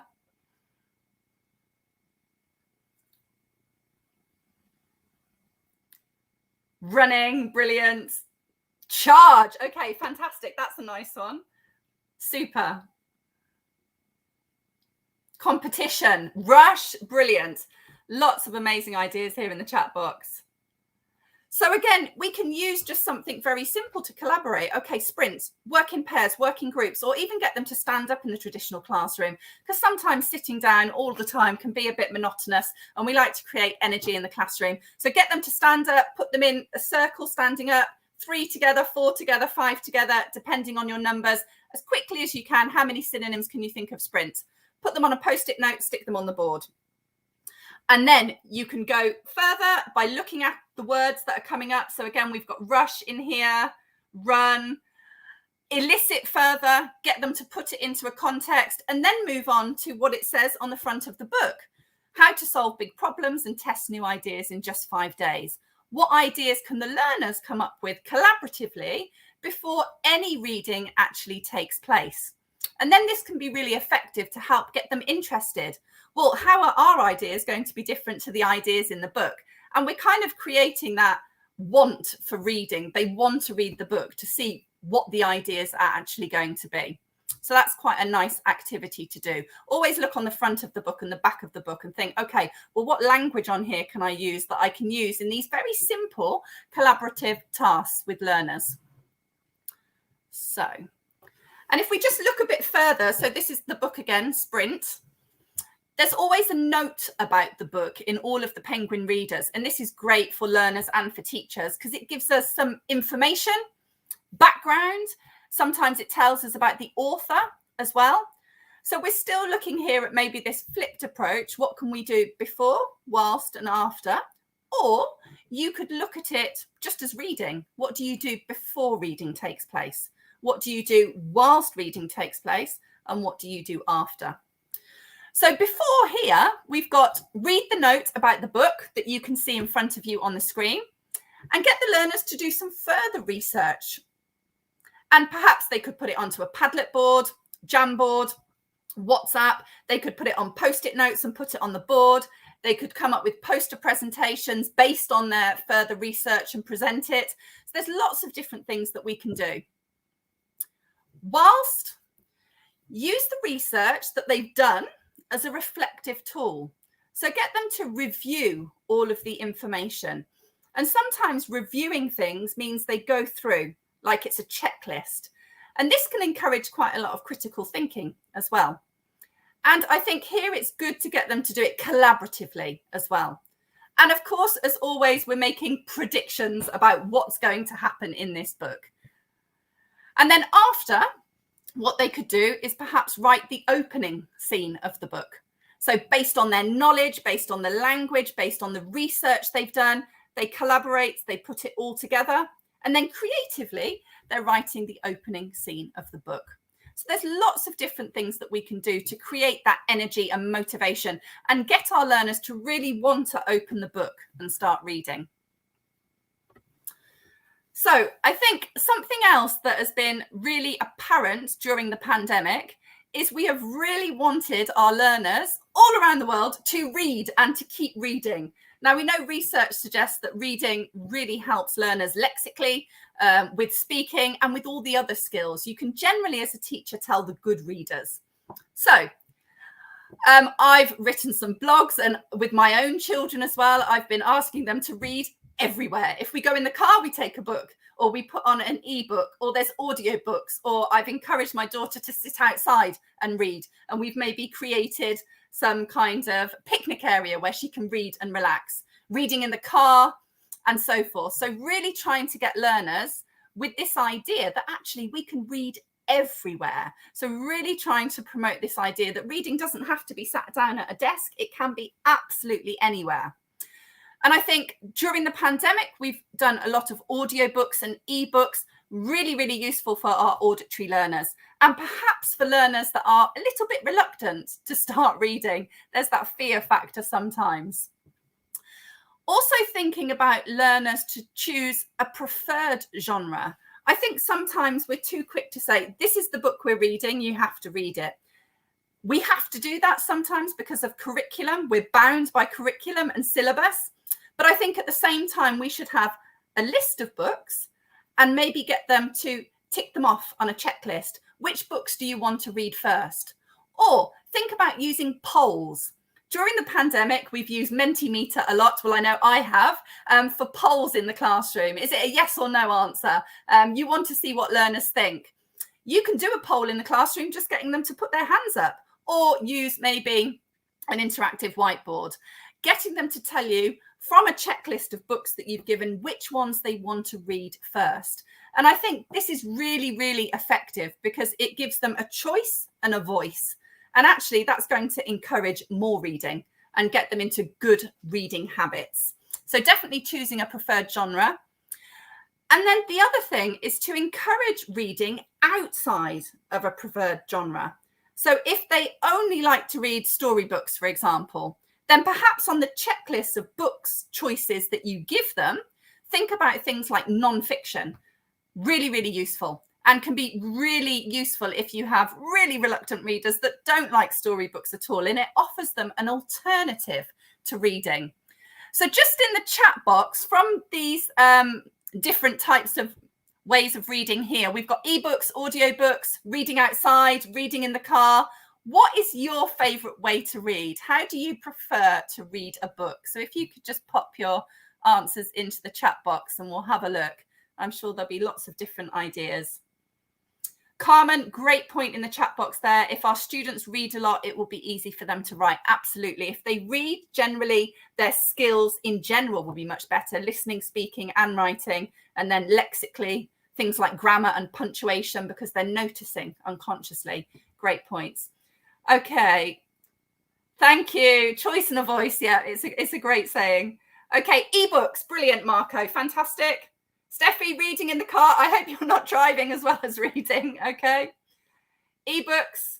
Laurel, reading in bed. Yeah, absolutely. Lots of people do that before bedtime to relax. Ebooks. A few more on ebooks. We've got lots of ideas there. Reading in the car. So again, you know, when we think about reading in a school environment, we often think either sitting in the library or sitting at our desk. It's not always the most comfortable way to read. So let's think out the box and think, okay, let's take reading outside, especially if you have better weather than we have here in the UK, then it's much easier to do that. So rather than having maybe corners set up in the classroom with bean bags, we often do that in this country, really comfortable reading corners, take it outside and really encourage them to get some fresh air and be really positive about reading. Ebooks. Great. So Steffi's put watching the films first as well. So we're really lucky as teachers these days because we have so many films that we can watch first that can then encourage reading as much as possible. Absolutely. So the main point of this slide is to promote reading on the go and actually promote reading everywhere. It doesn't just have to be at the desk. And I think that's something that's been very apparent during the pandemic. So something else I'd like to consider is the chat box. How amazing has the chat box been? So if any of you have been teaching online, I think the chat box has saved our life in many ways. It's been such a simple way to interact with the learners, and it's just been such a valuable resource. So really useful for quieter learners. It has been really inclusive as well. So maybe the learners that don't like putting their hand up and speaking out in class have actually been participating quite a lot in the chat box.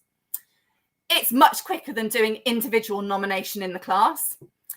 Definitely gives reserved learners a voice. We have that immediate interaction as well. It's quite quick.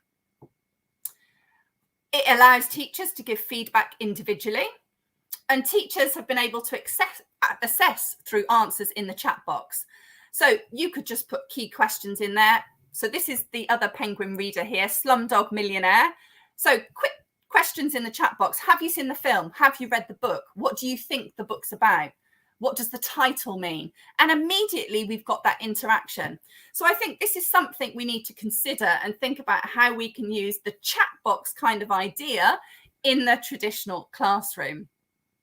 And of course, this will depend on the age of the learners that you have. With much, much younger learners, obviously, generally we say no tech devices and mobiles. But I know lots of schools use tablets and iPads. And actually, there's so many platforms with the chat box, and it's really effective. The teacher can put it on the screen. We can see it. It's quite inclusive. It's collaborative. We can get everybody involved. So it's definitely something to consider to continue using as much as possible. So this is the other point that I was just saying. Generally, phones, electronic equipments are not always allowed in the classroom. This will depend on the age of the learners that you have. I know my middle son, when he was at primary school, they did have tablets. And I think we really need to think about all this technology that we've used during online teaching, but actually still keeping it in the classroom. So I've just used Menti there because that's been my best friend during the pandemic, Mentimeter. It's been collaborative. I've done polls, I've done brainstorming, I've asked questions, we've done Q&A sessions, and it's been really effective. So if your schools do have tablets and iPads, this is definitely something to carry on. And I think if we're looking at 21st century skills, education is very much focused around education. Using technology. So we can use them in so many different ways. And why? It's interactive, it's collaborative, it's creative, it's communicative. And these are kind of these 21st century skills that we want to be teaching our learners. So this is a great book here. This is Serena Williams, The Extraordinary Life of Serena Williams. So this is something else that I've done a lot during the pandemic online, but I think we should still be doing it in the traditional classroom or maybe giving it as homework, because it's really getting learners to speak much, much more. So first of all, does anyone know anything about Serena Williams? If you do, can you pop it into the chat box? What do you know about Serena Williams? Have you heard about her? What's she famous for? I think the picture on the front of the book may give us some clues. Great, Emily, you were very quick then. Tennis player, fantastic. A great tennis player, Carmen. Yes, absolutely. She is a great tennis player. Really good at playing tennis. Brilliant. So sometimes what we can do is get the learners to talk about it. So maybe show them the front of the book, show them the blurb, and get them to record themselves speaking. Now, you can do this before you start reading, whilst they're halfway through reading the book, and post-reading as well. And when they record short videos, I mean short, because I think longer than 2 minutes is very, very long, and it's difficult for teachers to listen to all of it and assess. So sometimes just commenting on something, 30 seconds, a minute, 2 minutes, can be really effective and is really good spoken practice. And with books, it could be commenting on the book. What did you like? What did you not like? They could give a short review of a book. It could be their basic opinions, or maybe analysing their favourite character. And by giving short voice recordings or videos, if you've got shy students, I think the voice recording on its own is efficient. It can increase their confidence, we can really assess their speaking.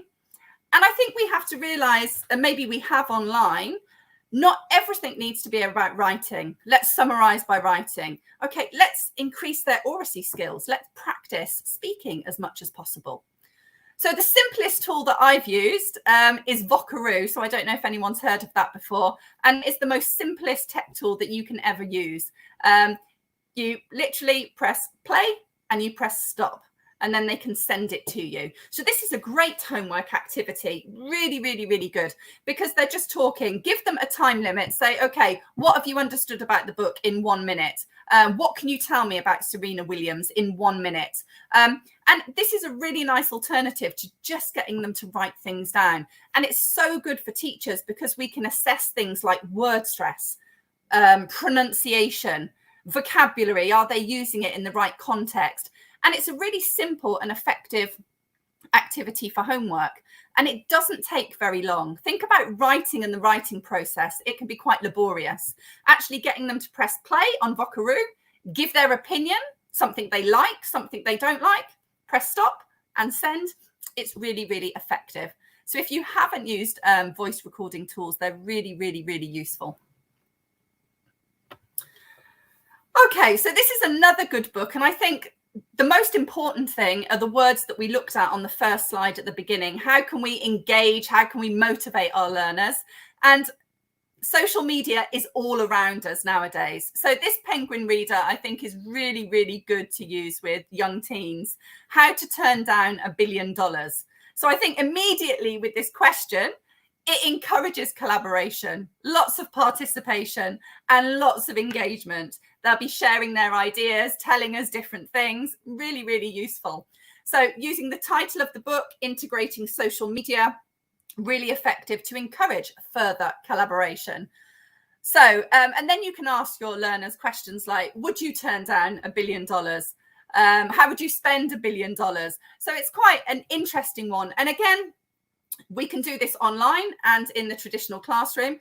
We're just using the title to encourage these key things that we've really been working on during the pandemic and teaching online. How to collaborate our class together, how to get everyone to participate, and how to get everyone to engage. And these are still key things that we need to be taking back into the traditional classroom. That's a great story to do with a group of young learners, young teens. Being creative, I think, has become very common during the pandemic. We've tried to think out of the box and think of different things that we can use to engage our learners, because for some of them, if they're online all day, it can be quite a long time to sit. So for reading, what can we do to make reading a little bit more interesting? So all I've done here is I've taken the blurb from this book and I've put it into a different shape. And you can see at the bottom, it's festicite.com. So anyone can access it, it's free. And you can change the layout of a text. So choose the blurb of a book, maybe the first paragraph, the last paragraph, an interesting paragraph, and you can change it into different shapes. So here I've changed it into a spiral. So the learners have to read because maybe they have to keep turning the paper and turning round. So it gets them to read a little bit more effectively. They can also turn it into a wave shape, in a heart shape. There's lots of different ways that you can change the text. And I think this just is about creativity and maybe encouraging reluctant readers. When we look at a book, there's a lot of text. I've just taken the blurb, changed the shape so it looks a little bit different. So that can be a really nice way to start reading, to get them to think about the story, to get them interested. Well, why she put it in a different shape?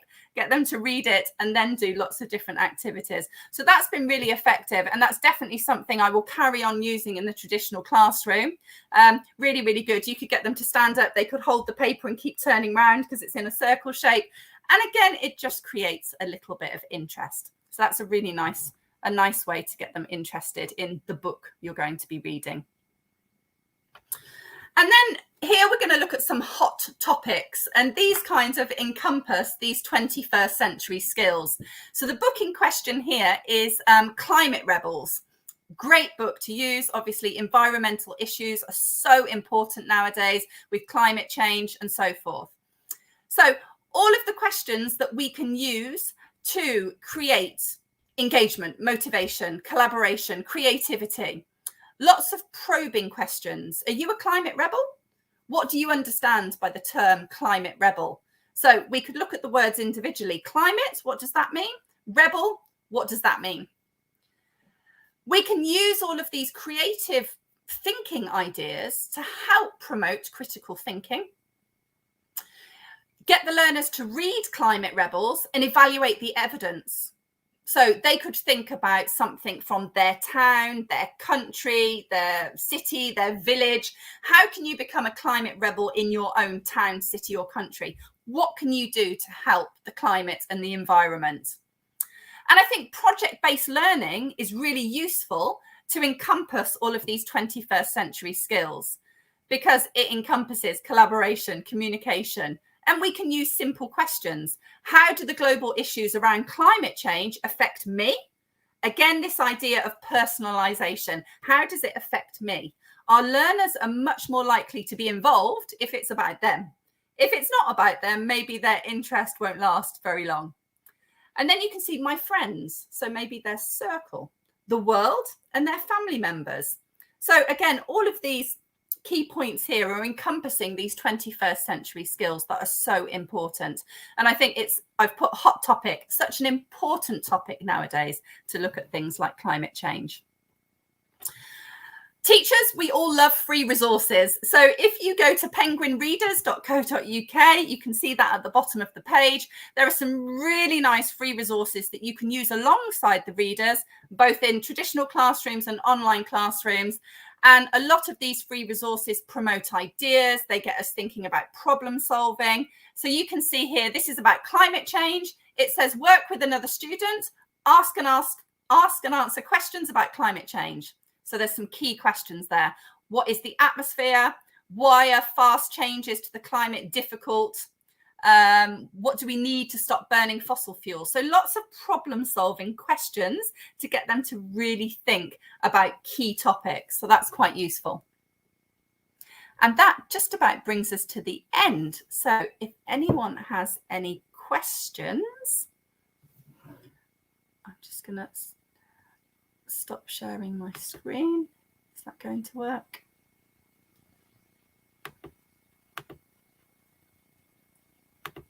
There we go. Okay, super. Brilliant, Monica. Great question. So for early students, how can you introduce the readers? I think that depends what age you're thinking of. So the Penguin readers specifically are for age 12 plus.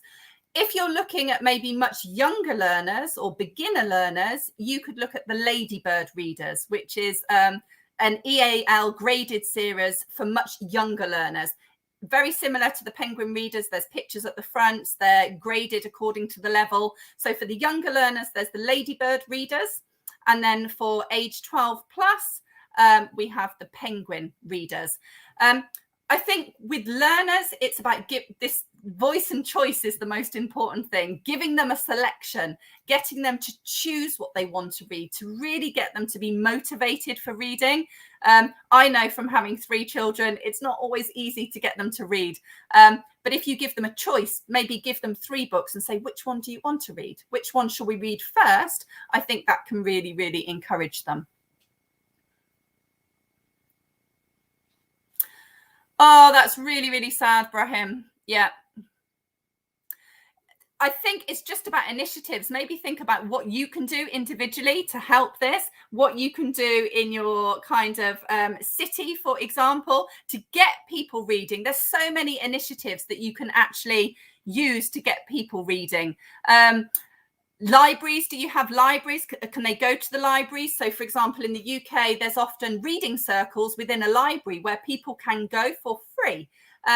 Some people volunteer and they just sit and read with a group of learners, age dependent. It could be young learners, teenagers, an interesting storybook just to get them interested and motivated in the reading process. Yeah, Matilda, absolutely. Reading is not just about books. Reading anything is good for our learners. Okay, great question, Christian. So difference between teaching reading in the classroom and the virtual classroom. I think lots of things are similar because we still have this framework that we often use for reading, and we generally break it into pre-reading tasks, whilst reading, and post-reading. And the pre-reading is probably the most important thing. It's about engaging learners, getting them interested so that the while stage will be much, much easier. I think online, maybe less reading intensively because we haven't had time. So changing the paragraph or the blurb into a different shape, they're still reading, but we're maybe not reading as much, and perhaps thinking about more of a flipped approach that we spoke about, perhaps doing things before so that you can concentrate on vocabulary, grammar, character analysis within the classroom. Okay, great question. Great, Emily. Yeah, so exit tickets work brilliantly. But I think with younger learners, you could make up your own hashtag and just get them to hashtag. It doesn't have to be a word. It could be a picture. So I'm trying to think, maybe instead of a hashtag, you could choose a particular superhero or animal that they like and use that as your main focus and get them to draw a picture. And put a word and do it very, very simply. It doesn't have to be really long-winded and all the writing that we've looked at. So pictures, definitely. Matilde, yeah, I saw your comment in the chat box. Great. No, we need to read lots of different things. You know, reading books are really important, but if you have learners that are quite reluctant, there's lots of things that we can read, and it's just as important. It's going through that reading process because, as we said, reading is such a huge foundation for learners. Some other people said in the chat box, it helps with so many different other skills as well. So yeah, completely agree there. To read more, absolutely. Matthew, I think we need to go with maybe lots of reading challenges, use the checklist system. So have maybe a selection of lots of different genres of books. So think about some of the books that I showed you today, How to Turn Down $1 Billion. It's incorporating social media with Snapchat. It's really interesting. Slumdog Millionaire, really, really famous film. So have a really nice checklist and get learners, well, incentivize them. How many can you tick off? Make it a bit of a competition element between them and their peers, and really try and encourage them to read as much as possible. It's tricky because often in schools we have a syllabus with a set text that we need to follow, but that doesn't mean that we can't do other reading with the idea of a checklist, select different titles that aren't on the syllabus to encourage them to read. And I always say it's about finding a hook. Think of Captain Hook.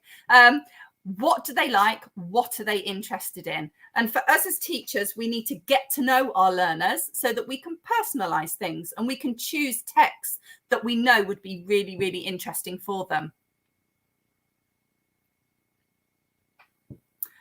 For new readers, possibly a combination of both. I think for me, I love the physical book. That's never going to change. Maybe that's my age. But I think a combination of both nowadays, maybe because so much is online, but never just one or the other. I think a combination of both, especially if they are maybe a bit reluctant and they don't like sitting still. Digital books can be absolutely brilliant because they can press the button and turn the pages, which creates interest. But again, with physical books, you know, just establishing that bedtime routine where you have the book and the child can turn the page for you. So I would say a combination of both, definitely. Okay. A gamification all the way, Laurel. I think we've used so much gamification during the pandemic with things like Kahoot and Quizlet and all of these things. And we do lots of games in the classroom anyway. But absolutely, there's so many different ways that you can use games in the classroom to encourage them to read. So it could be, you know, showing different characters from the book, give them lots of different words on their desk or on the floor or laminated, and they have to run around the class and put these keywords related to different characters. We're still kind of focusing on reading because it's character analysis, and then we can go back to the book and read and check the answers that we've given. So absolutely, gamification. I think the key thing is to motivate our learners so they want to read. So if that includes games, absolutely. Well, yeah, Christian, I think this happens to all of us. So students with different reading skills in a classroom, it's really tricky. However, I think if you give them a choice and they have books that they can choose and they can read, but actually in the classroom, maybe it's about differentiation. So as teachers on our lesson plans nowadays, we need to think about differentiation. We're not just teaching the class, we're teaching every student in the class. So how can you scaffold, support students with maybe different activities? So some students may not be able to manage reading for a really long time, so you give them a shorter passage to read. Yeah, so I think differentiation and scaffolding, giving support. Hi, I've got a few questions as well for you. Okay. Well, the first one is you mentioned genres before. What genres would you recommend, for instance, for primary students, secondary students, young adults? I think for all ages, actually, a combination. Rather than just always for young learners, it's often story tales, but actually some of the Ladybird readers are BBC Earth and they're all non-fiction, and it's just effective. They're learning lots of things. They might be learning about topics. I think if we have a combination of genres, this can actually be really useful for schools with CLIL, so content language integrated learning. So lots of schools are using this nowadays, and some of the non-fiction books can be really, really effective to help this. So I would always say definitely a combination to keep them motivated, to keep them interested. I think if we only stick to one particular genre, there may be some demotivation. Thank you. And something that's always a bit difficult for us teachers, word counts.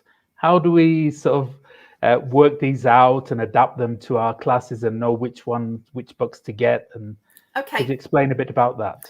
Absolutely. So all of the books, whether you're teaching young learners, there's the Ladybird readers, and then obviously the books that we've spoken about today, Penguin readers at age 12+, they are all graded and according to the CEFR, so the Common European Framework. So they start at starter level, so complete beginners, and then they go up through the levels. On the book, it will tell you the words for the book, the level, so it will say A1, A2. It will also tell you the equivalent of the Cambridge exams for young learners. So it's very easy to map the books according to the classes that you have. And the last question, what about introducing theatre related to readers? Okay, I think theatre's a great thing to do because there's so many other things that you can bring into that are quite physical and movement and tactile. So maybe a bit of drama, for example. So I think anything like that is really, really useful to create engagement in the classroom. So yeah, I think that's really, really lovely. Thank you. Thank you very much, Danny Mundy from Penguin Random House UK. Thank you. Thank you very much. Now, continuing with our agenda, we're going to welcome Cambridge University Press to the TDC 2021. And to learn a little bit more about Cambridge University Press, I invite you to watch this video. So let's go, team.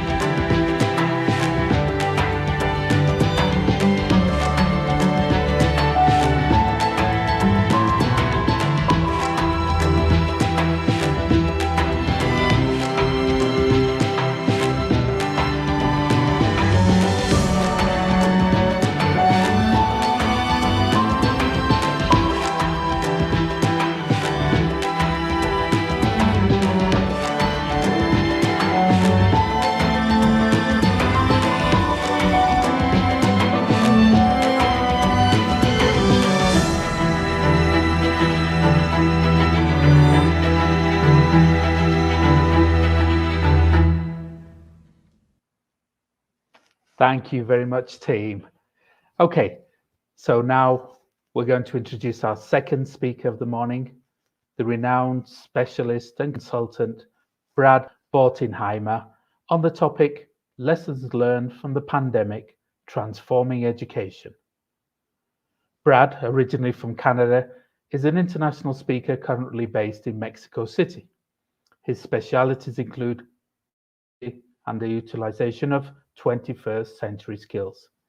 Additionally, he is the co-author of several textbooks for primary, secondary, and young adults. He is now a senior academic consultant at Cambridge University Press, Mexico. So welcome to TDC, Brad. Good morning. Good morning. How are you?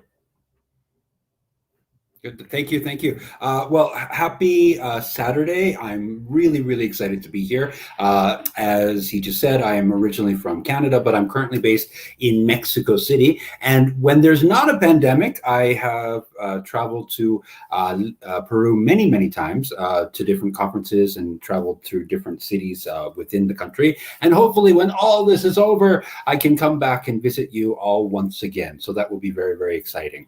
I have a quick question. I'm going to look here in the chat, and I have two devices going here. So if you see my eyes going over, that's what I'm doing. And my question to you, on a scale of 1 to 10, 1 being terrible, 10 being fantastic, how are you today? So let's see in the chat from scale of 1 to 10, 1 being 10 being incredible.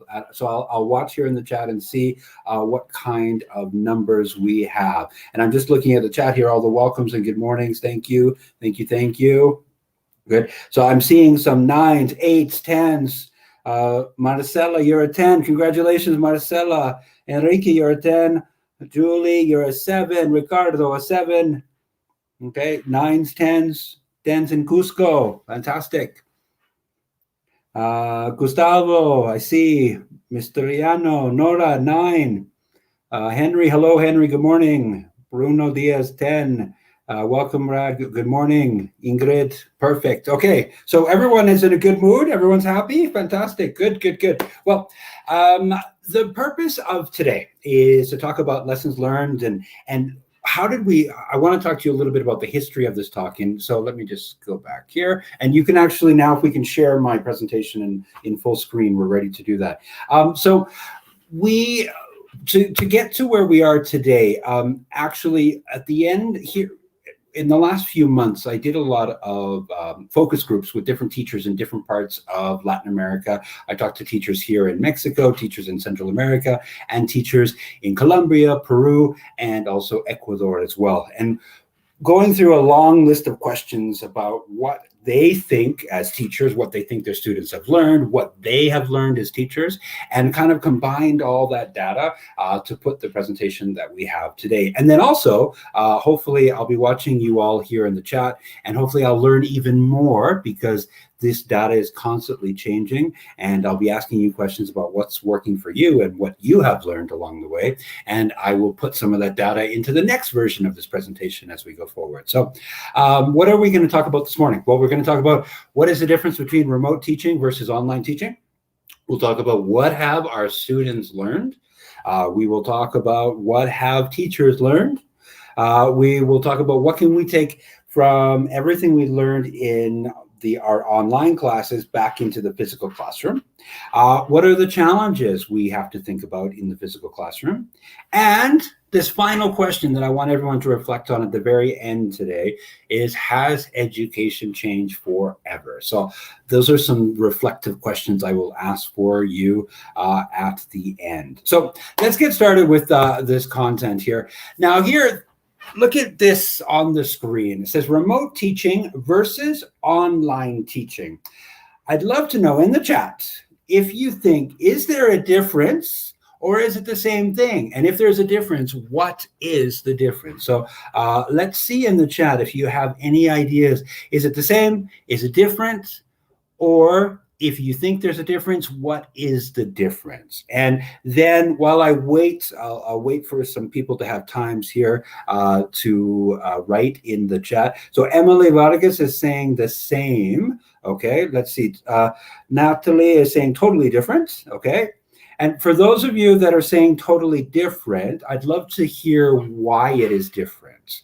Why do you think it is different? Some people, Marco is saying the same. I see Leticia saying it's different, totally different. Okay. Okay, so why? Why is it different? Or how is it different? Okay, so a lot of people here are saying different. Okay. Okay, different. Doris, different. Alicia, different. Matthew says they are different. You have to use different methodologies and approaches. Okay, all right. Jose Carlos, they're different. We need different tools to keep students engaged. Okay. Okay, perfect. Now, and go ahead and keep adding your comments here in the chat, but I'm going to show you, this was a report that the university published a few months ago. And I took the quote from the report and I put it here, and I thought it was really interesting just to be able to compare and put us into the mindset. So listen to what this says here. Learning cannot be remote, but it can take place online. Like the best classroom teaching, it is the result of a skillfully designed combination of co-constructed content, context creativity, collaboration, and communication in a community supported by caring, capable, confident, and compassionate teachers. I think it was really important when we go back to what I just said a few minutes ago, the difference between remote and online. When we look at online teaching has been happening for years in some form or another in certain contexts, right? So a lot of times, like business people will take classes online, and those classes were designed to be online. But what would happen to us in the pandemic is overnight, all of us across the world, we all of a sudden had to switch into this mentality, and people were trying to replicate their physical classroom in the online environments, which obviously proved to be very, very different, right? And without adapting materials, etc. Now, I think over the last year and a half, depending upon where you are in your classroom setting, we obviously have gotten much, much better at it. But it was really important to kind of first reflect on that and think, okay, what am I doing differently online that I'm doing in the physical classroom and vice versa? So just very quickly, I want to just quickly ask also in the chat here, are any of you right now in Peru, are any of you teaching face-to-face? Okay, so are any of you in the physical classroom? And how many of you are teaching online? So for example, here in Mexico, we just started our school year, and after a year, 15 months, everyone online. Now we have some schools that are doing a hybrid type model. So I'm interested just to know here for you here in the chat today, are you doing, how many of you are 100% online? How many are you doing 50-50? And how many of you are another situation? So I'm just looking here. Doris, everything online.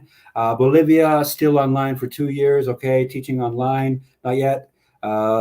Just online, etc. Okay, perfect, good. Okay, anyone online, still teaching on 100% online? Okay, no, just online. Okay, is anyone here teaching any hybrid?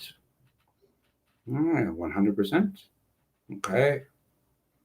Just the private classes face-to-face. Okay, okay, all right, perfect. Okay, good, good. So all of what I'm saying right now is especially relevant to those situations that you're mentioning with me here, is that the way we approach our online classes needs to be 100% different than the way we're approaching face-to-face. We need to look at it with a different hat, etc. So what we're going to talk about is for the next few minutes is I want you to really reflect in these coming weeks and months of everything that's going right. I, without a doubt, know many things are going wrong, but there's many, many things that we can learn from this and that we can take back to us into the physical classroom when we get there. So first of all, thinking about the entire pandemic, thinking about everything that we have done over these last 15, 16 months, question to everyone here as well. What have our students learned? Now, I'm not talking about have they learned the grammatical structure, present perfect. I'm talking about what skills have your students learned? So in the chat, tell me, what skills have your students learned? So think about it as a broad reflective activity. What can your students do today that they couldn't do 15 months ago? And I'm just, I'm still looking at some of the comments from the previous question. So a couple of you there were saying hybrid as well. So Erica says ICT skills, 100% Erica, I agree, 1000%. Okay, what else have your students learned? Interaction, okay. They've improved their technological skills, Emily. Ricardo says collaboration. Loro says online multitasking. Mirtha says, my students have learned a little bit about the 4 skills, okay? Time management, yes. Empathy and resilience, yes. Thinking skills, lots of speaking activities. Perfect, good. Now, and I'd love all of you, I'm not going to have time to read every single comment that comes through here, but I would like all of you to just sort of reflect on that question and think, because we also need to think with an open mind, right? As I said, there's 2 types of learning, right? There's, we as English teachers, we think about, okay, did they learn the vocabulary? Did they learn the grammatical structures? Did they learn the how to read? I was just watching a little bit of the previous talk, and those are all great things. But in addition to that, what were the other things that are so important to the development of our students, right? So here are some things that came up in the focus groups. And I saw some of you say some of these things already. Autonomy and independence. This was number 1. Every teacher I've talked to time and time again brings some version of that first point up, autonomy and independence. And I think this is a really, really great thing, because what I think in the old world, pre-pandemic, what we sometimes get into a habit of doing is we don't let our students flourish as much as we can. And what has the pandemic taught us? Well, that students are really good at figuring things out. They're really good at point number 2, which is solving problems on their own. Why? Well, because they had to. They had no choice. I mean, they were in their houses, and instead of, the difference between being in their physical classroom, obviously, is that when they were in the physical classroom, they can just raise their hand and say, teacher, teacher, and then you run over and you help them because they need help, but they can't do that online, right? So they become really good problem solvers. The third one here, troubleshooting and use of technology. Many of you wrote that already. Reading instructions. One of the biggest things, I'm sure many of you will agree, is nobody reads instructions really well. And so there was, in the physical classroom, you'd always say, oh, read the instructions. Or they would read the instructions and then they would ask a question. And you're like, did you read the instructions?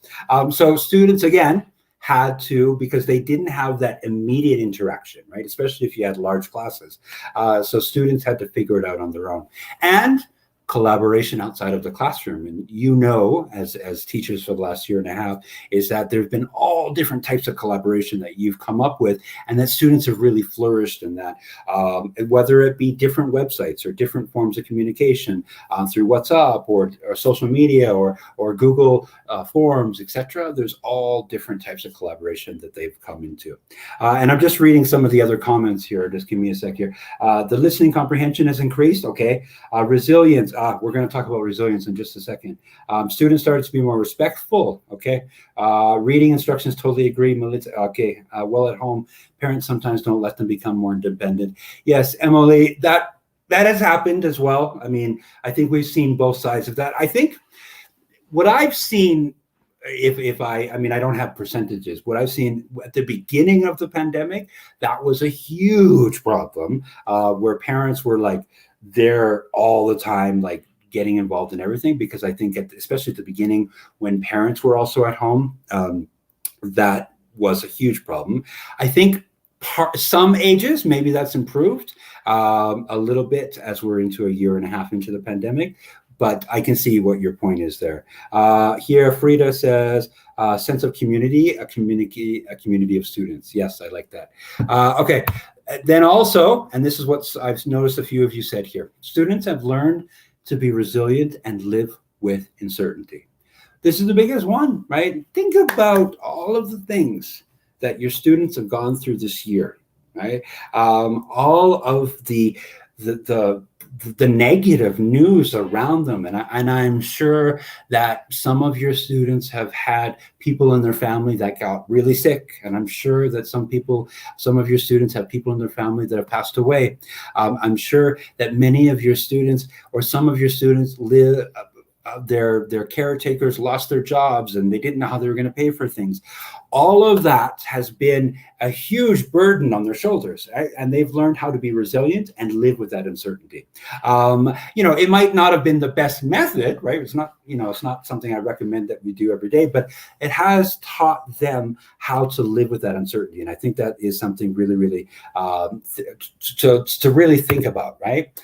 Now, what is something I suggest? This is something I suggest, and I actually just caught the tail end of the last presentation, and I heard you guys talking about exit tickets. And this is kind of similar to exit tickets, but the questions are very different, right? So the questions here, because ideally when we're talking about resilience, what we want students to be able to do is we want students to be able to reflect on the things that they've learned or overcome. So the next time that they have a problem in their lives, they can remember that they're strong enough to be able to overcome something. So similar to exit tickets, all right? So these are some example questions. They don't need to be exactly like this. They can be adapted for the level or the age. But a question that I like here, number one, what have I learned about myself? Right, so just one little question there. And this is something you can do at the beginning of a week, at the end of the week. You can do this by quarter. You can do it monthly, whatever the case would be. You can do it like an exit ticket. So maybe on a Friday afternoon, before we leave today, I want everyone to fill this out. You can do it at the beginning of a week, whatever the case might be. But the purpose here is that you want students to really reflect, right? Now, also think about the question here on the left. When things were difficult, how did I overcome them? Without a doubt, your students have had difficult times over the last year and a half. So have them reflect, okay, so when it was difficult, how did I overcome that, right? So what did I do? What skills did I do? Did I take a walk? Did I breathe and try to relax? Did I talk to someone? Did I talk to an adult, right? How did I overcome that? And then the one on the right here is more education related, is when I didn't understand something, right? So if we're talking about if you were at home and you just covered I have this obsession with the present perfect, so I'll use that as an example over and over again. But if you just covered the present perfect and they didn't understand it, right? What did they do to try to understand it? What did they do to try to figure it out? So that's a good question here. When I didn't understand something, so for example, I used Google to check blah, blah, blah. I watched videos or whatever the case would be. The purpose of these exit tickets, because you can also do them as entry tickets as well, or midweek tickets, is that you want students to reflect and you want students to always remember that failure or something negative or an experience is only temporary. And sometimes when we're younger, we forget that, right? Because, if a student is 8, 9, 10, 11, 12 years old, they have limited experience in their life, right? So that this tragic thing that's happening to them, they may think that this is it, right? And where we know as adults that, yeah, it's really bad, but things do get better. And it's kind of helping students realize, okay, all of these things are only temporary. And then on the right here, it helps them realize that, oh yeah, you know what? I can do this on my own. I don't need to ask someone to figure it out, right? So I have the skills necessary to be able to do it, right? So my next question then is for you as teachers. What have you learned? So let's see what people say here in the chat. What have you learned in the last year and a half? What have you learned as a teacher? And I'm just reading some of the comments here from the last one here. Okay, good morning, good, okay. And students have learned to deal all day with their parents. Okay, yes, patience and sense of humor too. Yes, exactly. John says everything is relative. Melissa says patience and online platforms. Okay, yeah, I agree. I think even this is my, what I'm doing now is kind of my, well, it isn't kind of, it is my job. In normal times, I give conferences in person, etc. But through even those first couple months, I remember March of 2020 and April and May, when I had to give online conferences, etc. It was really crazy for me, and I hated every minute of it because I didn't know what I was doing, and I was so used to being with a live audience and interacting with them, etc., etc. It took me a while to get into it, but now, a year and a bit into it, I feel much more comfortable. Definitely, without a doubt, I prefer to be with you in person, but I'm more comfortable with what we are now today. Cecilia, more about technology. Ingrid, technology skills and patience. Marco, using online tools, no new techniques. I've learned how to encourage students to interact online. Laurel, thank you, Laurel. I have learned to be more creative and innovative. Mirtha, a lot about technology. Motivation, comments. Bruno Diaz, patience. Patience, yes. I love the patience one. I think I'm going to talk about that a little bit, but patience and flexibility, learning how to be flexible is the most important, because I think as teachers, we sometimes want everything to be perfect. And you know that when we're talking about online classes, all right, and we're talking about having you here in front of the camera and your students in various locations, anything could go wrong, right? And I think it's really important as teachers to be able to learn that, right? So what have teachers learned? So this is what I've heard from before. So number one, time management, right? I think we've become much better at managing our time. We've learned this, and you know, before the pandemic, when I spent a lot of time observing classes, right? Spending time in the classroom, observing teachers, etc. And I think, and what I've heard is that checking homework one-to-one, right? And what I'm talking about here is, you know, in the physical classroom, and you have to, you know, especially in primary or secondary, where teachers have to go from desk to desk to desk to desk to check their workbook and then sign them, etc. We've learned that that's kind of a big time waster, right? And there's a lot more efficient ways to be able to do that, that teachers have been able to do online. Making videos. I've heard many stories about teachers who have made videos for presenting content, and that at first, right, so March, April, May last year, it was really difficult, but they got to become really good experts. And the reason I say this is especially for younger students, right, so for kinder students or for younger primary, where you might need to create, you know, a topic where a 5-minute video or something. As a teacher, you're presenting the topic that students need to watch at home. And one of the advantages of this is twofold. Number one, you can use it as flipped learning, where students watch something before they come into class, and then they come into class and you can actually practice it. And second, the teacher can have these videos forever, right? So in the future, if any of you have made any of these videos, if you ever have to have a substitute, or you want to do some type of version of flipped learning in the future, you can use these videos as well. So it's a lot of time right now to make a nice, good video that's useful, but it's a skill that many of you have learned. Also, the importance of brain breaks.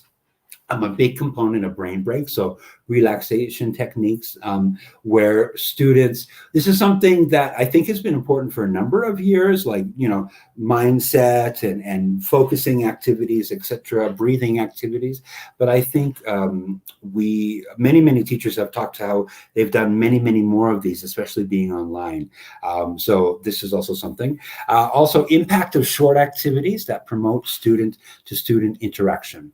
And this should be a no-brainer all the time, but I think teachers have really focused on this in this past year, is we want to make our classes as dynamic as possible, right? We want to make our classes as dynamic as possible.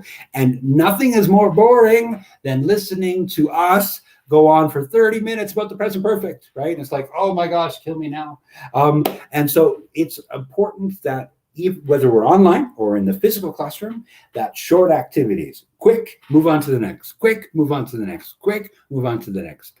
And also resourcefulness, right? Making the most out of common objects. And I think what we've done in the home is, how great has it been to use everything around your students as part of the lesson, right? So if you're teaching household objects, you have an entire house.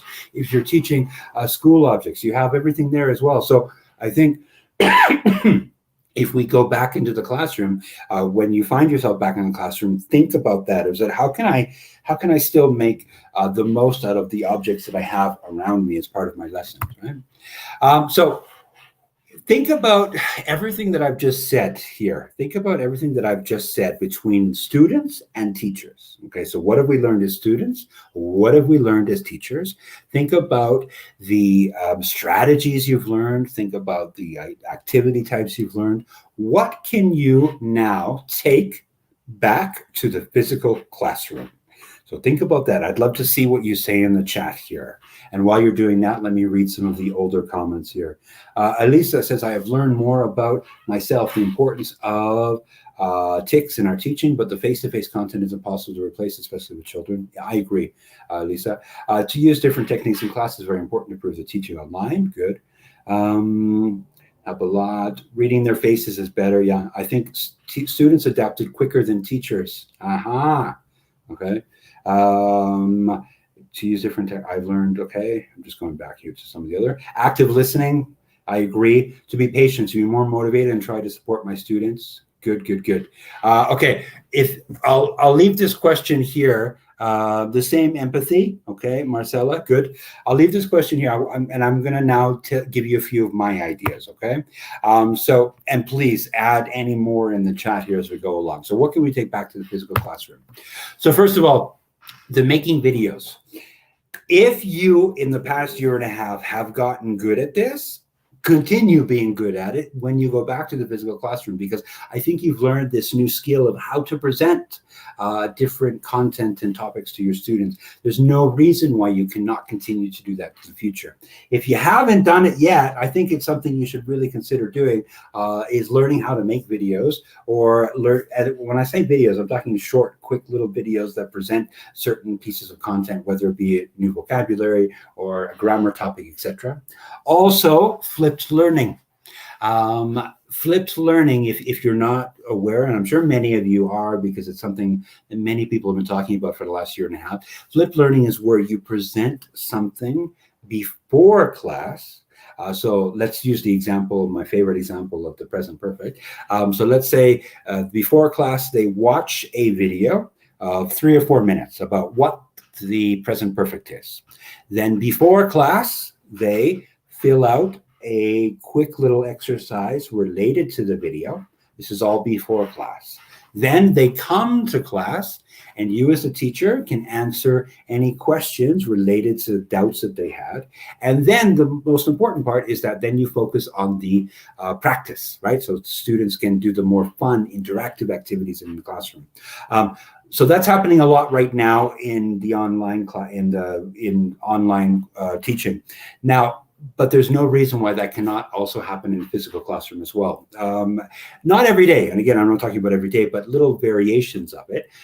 And the reason that this is good is because, again, what we want to be able to do in the future of education is we want to get away from a teacher-centered classroom and make sure that everything is student-centered.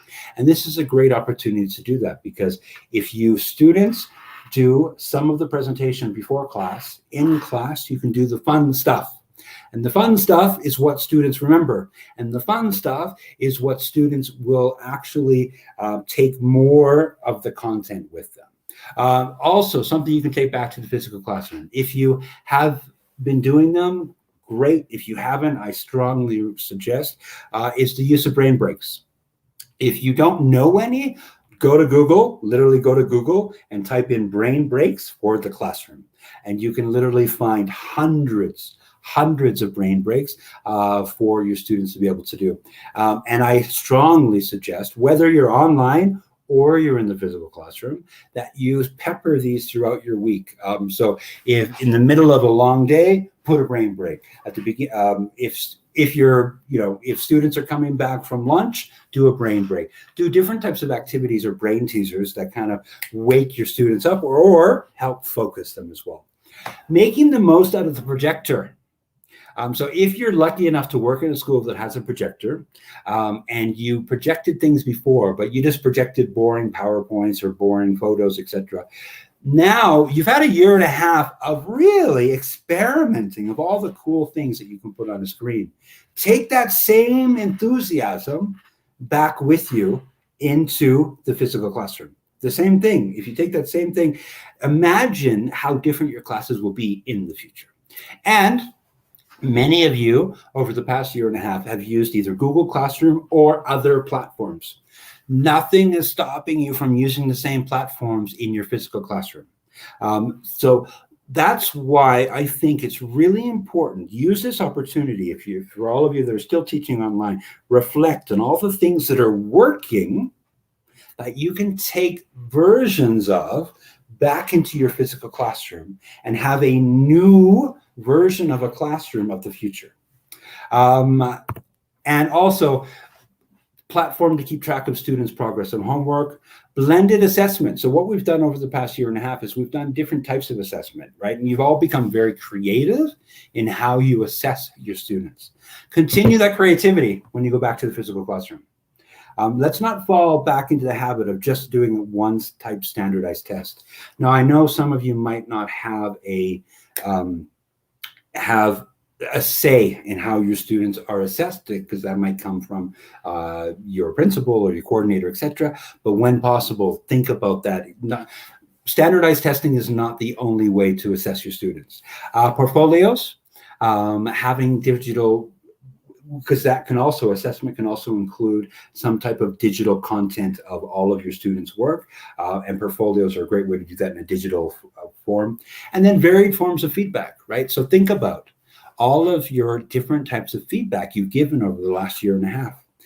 What worked? What didn't work, right? So what do you want to throw away? But what worked, right? So because feedback doesn't always have to be just a one-on-one, this is your feedback. You do need to do that. Don't get me wrong, but there's lots of different types of feedback that you can do. I can imagine some of you did it through your platform. Some of you might have done it through WhatsApp. Some of you might have sent voice messages. Some of you might have sent photos. Whatever the case may be, think about what worked for you. Take the best and bring it back into your physical classroom as you go forward, right? So also, what can we take back to the physical? This is the biggest one, student autonomy. And this is, write this down in big letters everywhere in your classroom. Remember, everything your students have achieved on their own this past year and a half, and continue to let them flourish when we eventually come back into the physical classroom. So let them, let them figure things out on their own. Obviously, we're there still to give them support, but give them more rein. And I think it's really important, because now this is a really interesting generation that we will go through, the COVID generation of education. So let them show you what they can do instead of stepping in and doing it for them. So what are some challenges that we have to think about here? So I'd love to, in the chat, again, I want you to think about what are some challenges to overcome when you return to the physical classroom. And while you're doing that, I'm going to read some more comments here. So Sarah says, to make motivational topics with interactive presentations. Yes, exactly, Sarah. And that is really, really important. I think, Sarah, you've got it. The interactive presentations is really important, right? Not just a boring PowerPoint. Anyone can do a boring PowerPoint, but when you have students, you can do really cool things with it that can actually make a big difference. Empathy, someone said here. Keep using, take advantage of interactive boards and use technology we have learned. Students have learned about new tools too. Students can prepare more presentations, yeah, for sure, right? Use that to your advantage, right? Gamification, 100. I'm the biggest fan of gamification. Definitely use that. Change our mental schemata of teaching in the classroom. That would be a challenge, I think, is what you're saying. To pace ourselves with the activities. To use internet as I used to. Waking up earlier to go to school, Emily. Yes. That is a big one. Routines. And I think I have that on one of the slides coming up here. One other thing, this is kind of a fun little thing, but we always, over the last year and a half, we've complained about sometimes controlling our students online. It's gotten easier for some of us to struggle with it with cameras on or the whole, people have their microphone on and you say mute, everyone mute. So one thing is the muting the classroom. So it's easy to do online, more challenging in the physical classroom. There is no mute all. So when you do that transition from the online environment to the physical classroom, it might kind of give you guys a shock to the system. You know, if you're used to being able to control the noise factor, and it's just something to be mentally prepared for. Right? And we all, obviously, if you think back to before the pandemic, we all had systems in place for managing classroom behavior, right? It's just kind of going back to what those systems were. Right? Daily routines, and this goes back to, I think it was Emily that said about waking up on time. I think this is the one of the more difficult parts, because over the last year and a half, all us as teachers, but also our students, have literally rolled out of bed, right? Gone to get their coffee, you know, us as teachers, or students, hopefully their healthy breakfast, and then ate, and then opened up their computer, and they were there in class, right? So the routines, I think, will be one of the biggest shocks to the system. I think we're really good at adapting as humans, so I think we will adapt to that, but that is something to think about going forward. So be prepared for that initial kind of learning curve to go back into that. Also, something to think about as well, and the data is not in on this yet, and this is something that we will still be figuring out as we go forward, is normally in a so for example, I'm from Canada, as I mentioned. Normally in Canada, we talk about something called the summer slide, right? So one child goes from one grade to the next grade, but they have their summer vacation. They generally fall a little bit behind when they come back in September, right? We call that the summer slide, right? So you spend the first couple of months getting students back up to level and then increasing their level. But now we have something called the pandemic slide. So some students have flourished immensely over the last year and a half. Some students have not. So we're going to have to be prepared for all of those students that have gone through their pandemic slide. So one thing that's really, really important to do is to really pay attention to this, right? So when students start a period of study, I think it's really, really important that we do diagnostic tests to figure out where they're at and see where they're lacking to be able to help them. When you eventually have students back in the physical classroom, also do some type of diagnostic test as well, face-to-face, so you can actually have a conversation with them face-to-face to see where they're at, to see what their strengths are, and to see what their weaknesses are as well. This is something that some students won't have it at all. Some students will have a bigger one, but we need to be prepared for that and then make a game plan based upon each of our own contexts. Also, and someone mentioned parents a few minutes ago, but challenges to overcome. Parent involvement was much greater during the pandemic, and not only with students, but also with teachers. So in general, especially at the beginning of the pandemic, as I mentioned, because when more parents were working from home, even though many are still working from home, but many have also gone back.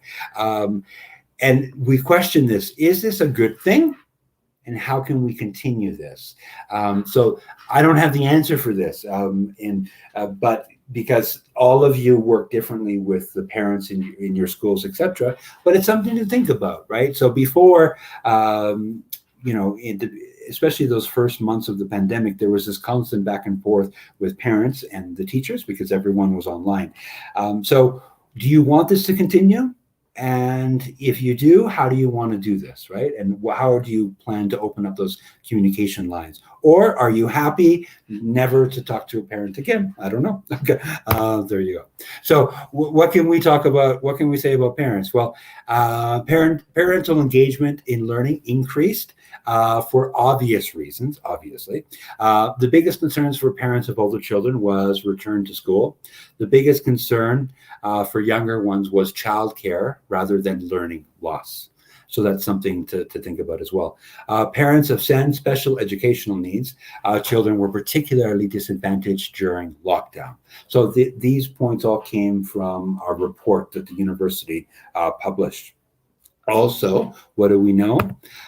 Families spent money on additional resources, so like books, apps, websites to support learning if they could afford it. And this is where we saw a huge, remember what I said about the pandemic slide a few slides back. So if you are in a school that maybe has a slightly higher economic status, or in certain areas or neighborhoods, those students had a lot more resources to draw on, right? So then maybe an area that didn't have those type of resources, or parents couldn't afford to be able to do that. So this is where, and this, all of you here today, obviously, what resources your students had available, but that's something that is really will have long-term effects on, or at least temporary, right? It depends on how fast we can get past that pandemic slide, right? Risk of learning loss was highest among children with no access to a personal device to learn with, whose caregivers could not replace the teacher, who did not have reliable internet, and for whom learning was not treated as a priority in their social circle, right? And so those are all things to consider. And I know all of you here today that are watching, you probably can give me 1,000 different examples of what your students had access to during the pandemic, right? And I know some of you, probably had, your students had the best of everything and devices, etc. Some of you probably maybe there were 3 children in the house and they were sharing one computer. Some of you maybe students didn't have internet and they had to travel somewhere to get internet.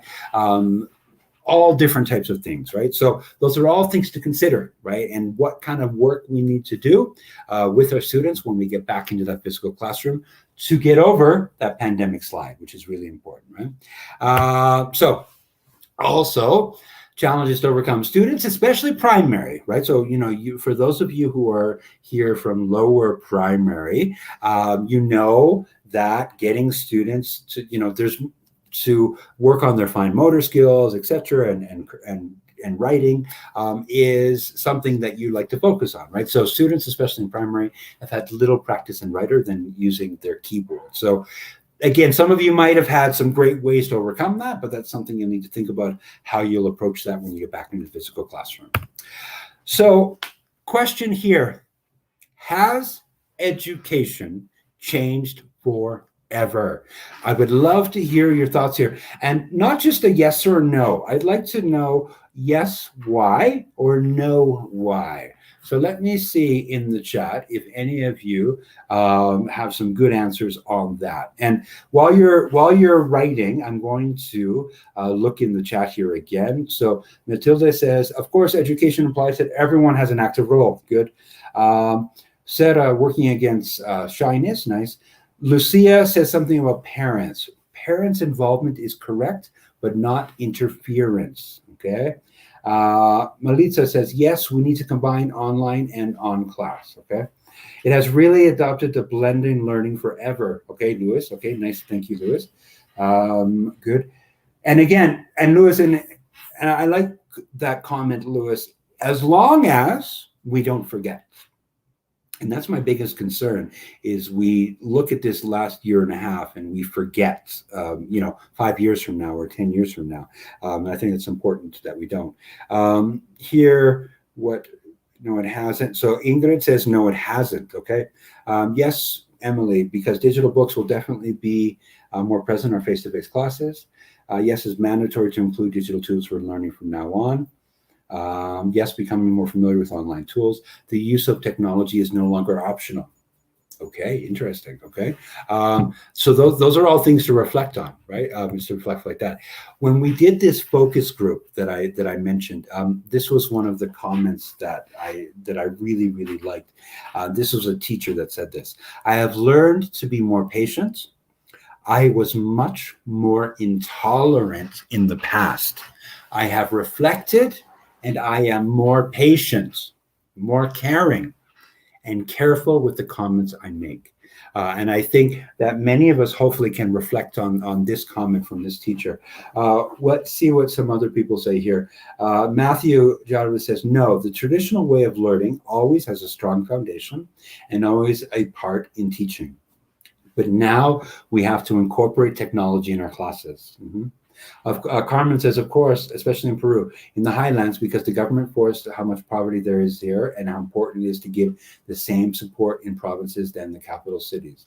Okay, and I hope that's really true, Carmen. I hope that happens, because you're right. What have we noticed? I did another talk a couple months ago about inequalities that we've seen during the pandemic, and especially even here in Mexico too, we have, with certain populations where they live up high in the mountains, they don't have access to anything, and that was a huge thing. That is a huge thing for us to overcome. Gisela, yes, because now teachers are aware that some activities waste time, and there are a wide variety of ways to motivate students to create activities. Good. Laura says, obviously, yes, but not totally. Technology is necessary. Maybe the values will change for better. Okay, Moderna Candy says, definitely now we are more TICS friendly. Okay, so again, there's no right or wrong answer here. There's no right or wrong answer here. But I think that, in my personal opinion, I think it has the potential to change forever.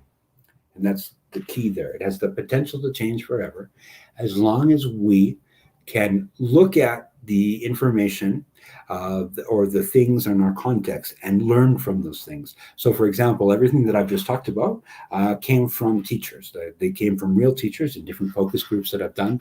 And if we actually reflect, and that's why I kept asking you questions for the last little while, is having you reflect on your experiences. And I really want you to continue to reflect. And I want you to continue to think, okay, what am I doing now that I can take into the future, right? Because we need to start planning now, right? We need to plan our way out of the pandemic, right? What are we doing for education on the way out of the pandemic?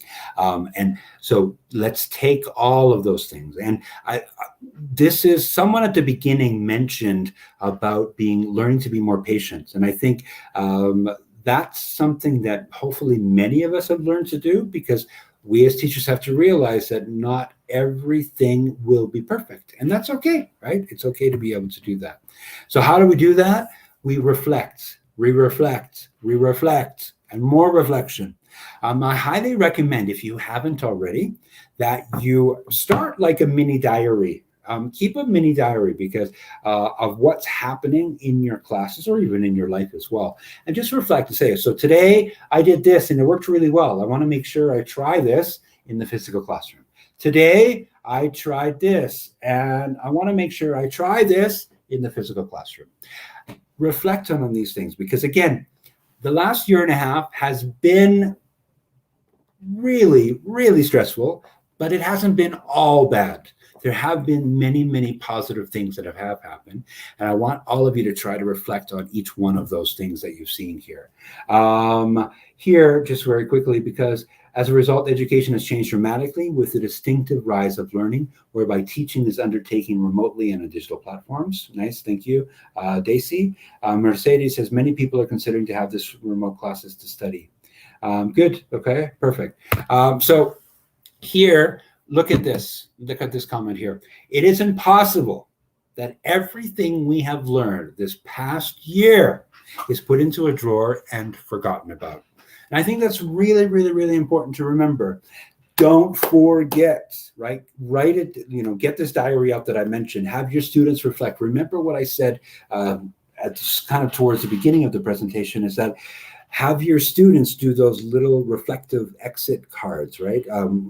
Where they have to think about what they've learned this past year, when something is difficult, what they did to overcome it, when, etc. So they need to also have this constant reflection. We as a people very often forget, right? And today is the 20-year anniversary of 9/11, for example. I think many, if we look back, for those of you who are old enough to remember of when 9/11 happened, the world was a very different place for those 6 months to a year right after 9/11. It was just everyone loved each other, and I love you, and I want to help you, etc., etc.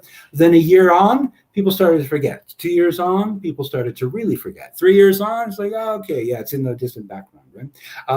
And this is my biggest concern with the pandemic, is that we go through this experience, and 3 or 4 years from now, we're back to exactly the same way we were in January of 2020. So my challenge to every single one of you is not to forget and to keep a diary, what's working, what's not working, and on purpose, make changes to your physical classroom when you go back to that. And I think that's really, really, really important for us to keep a focus on as we go forward. So I want to say a huge thank you. And now I'll open it up to any questions that we have, or if anyone has any specific contents or specific comments that they want me to focus on. Any particular questions or anything that you have, please go ahead and I will have those for you. And while that's going here, I see that Christina also has a question here. I wrote, this is here. Do you think parents need to know about technology? Well, yes, I do. I think that parents should, any parent who wants to show their children that there are different ways of doing something should also have knowledge of technology. Now, how much? It depends on the context, right? It depends on what the reason is for using technology. But I do think that parents should make a conscious effort to try to learn at least the basics, right? Here, what else do we have? David says, we have to use something we have learned in the pandemic, of course. What should be taken into account in face-to-face and online education? Well, number one, some of the things that we mentioned before is, number one, think about your interaction patterns.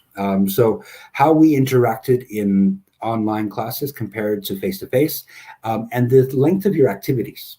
So one of the things that I've been focusing on in many of my webinars that I've given is the dynamic of our activities. And online students get bored really quickly, right? And I'm sure all of you experience that. And what we will want to be able to think about is hold on here, I'm just changing my screen here. There we go. Okay, I can see myself. What we want to be able to do is to think about how the dynamics really affect us online and how the dynamics also really affect us in the physical classroom. So one thing to consider is how long our activities are. So always analyze the length of your activity. So think about, okay, and I wish there's not a specific formula because it depends on the topic, etc. But also think about the age of the students as well, because the younger students can concentrate for a very specific amount of time compared to older students. But there should also be a lot of dynamics with it, right? So a quick activity, on to the next. A quick activity, on to the next. A quick activity, on to the next. So I think that would be one thing to keep in mind as well. Any other question here from Gonzalo: how can we convince the institutions to capacitate teachers in technology? Well, you need to say, are you with us or you're not? It's really, I think you need to be able to convince that to train teachers on technology, as long as it's the right technology. Because I also don't want to give the wrong idea to say that we need technology to change everything. I think there needs to be a happy balance, but I do think that teachers need the minimum amount of training, at least a minimum amount of training to be able to do their jobs effectively. So whether that means using Google Classroom, right? So that should be something, without a doubt, teachers need training on that. Whether if you're lucky enough to have interactive whiteboards, without a doubt, teachers need training on that. So I think you need to be able to show them the benefits. If you can show them the benefits of what students and teachers are getting out of it, maybe they'll be more inclined to be able to do that. Eduardo says here, what do you think about being exposed to technology since we know it affects health? Well, again, that's why we need to have a balance. I talked to one teacher in this focus group that I mentioned, is that her plan to, when she went back into the physical classroom, was to take a technology break. She was planning on doing that for at least 2 months, right? So for 2 months, no technology, and then she would slowly start to reintroduce technology in a more balanced approach. So it's something that I thought that was a really good idea, and I'm not against that. I think that's something you might want to consider, right? So all the changes that I'm talking about that involve technology, this is what I'm thinking about long term. But you may want to consider, if you go back into the physical classroom, having a technology break, right? So let's do old school for 4 weeks, and then we'll slowly start to introduce different technological elements that will make our lives easier. And when we go back to face-to-face classes, what kind of activities do you suggest we start with in the classroom, since we'll have to abide by biosafety protocols? Yeah, that's a great question. That is, I have a whole talk on that actually, so I can't give you all of the ideas in one. But what's really, really important is that you think about, first of all, it depends on many things, because it depends on how big your classroom is. It depends on how many students are allowed in your class. It depends on how far the desks are apart, and etc. But even group work. So I'll just talk about group work, for example. Group work obviously is going to be challenging. So group work can be done in different ways. I can still, if your school is super, super strict, or the guideline is really, really strict in your neighborhood or your city, etc.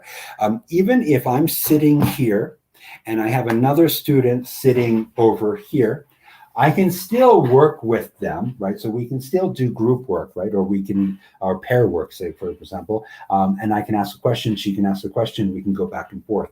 That can still be done in a safe manner, right? Without having, and again, I think different districts might have different standards about what they consider safe, etc. But one of the best ideas I have is mini whiteboards.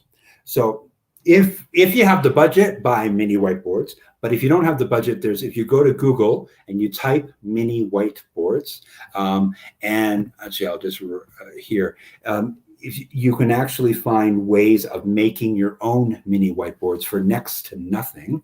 And the mini whiteboards are great for any kind of interactive activity in the classroom. So if you have, let's pretend this is a mini whiteboard, and I want to ask my partner a question, right? So I ask my partner a question, what is your favorite toy, right? So I hold it up, and my partner is over there. And so my partner writes, teddy bear, right? So my partner holds up their mini whiteboard and we have that conversation. Or a mini whiteboard is great if you want to have the teacher ask a question. It's like, okay, everyone, tell me blah, blah, blah, 3 things, right? So they write 1, 2, 3, and everyone holds up their mini whiteboard here as well. So that's a really great idea. Mini whiteboards, when you go back to the physical classroom, every student should have their own mini whiteboard.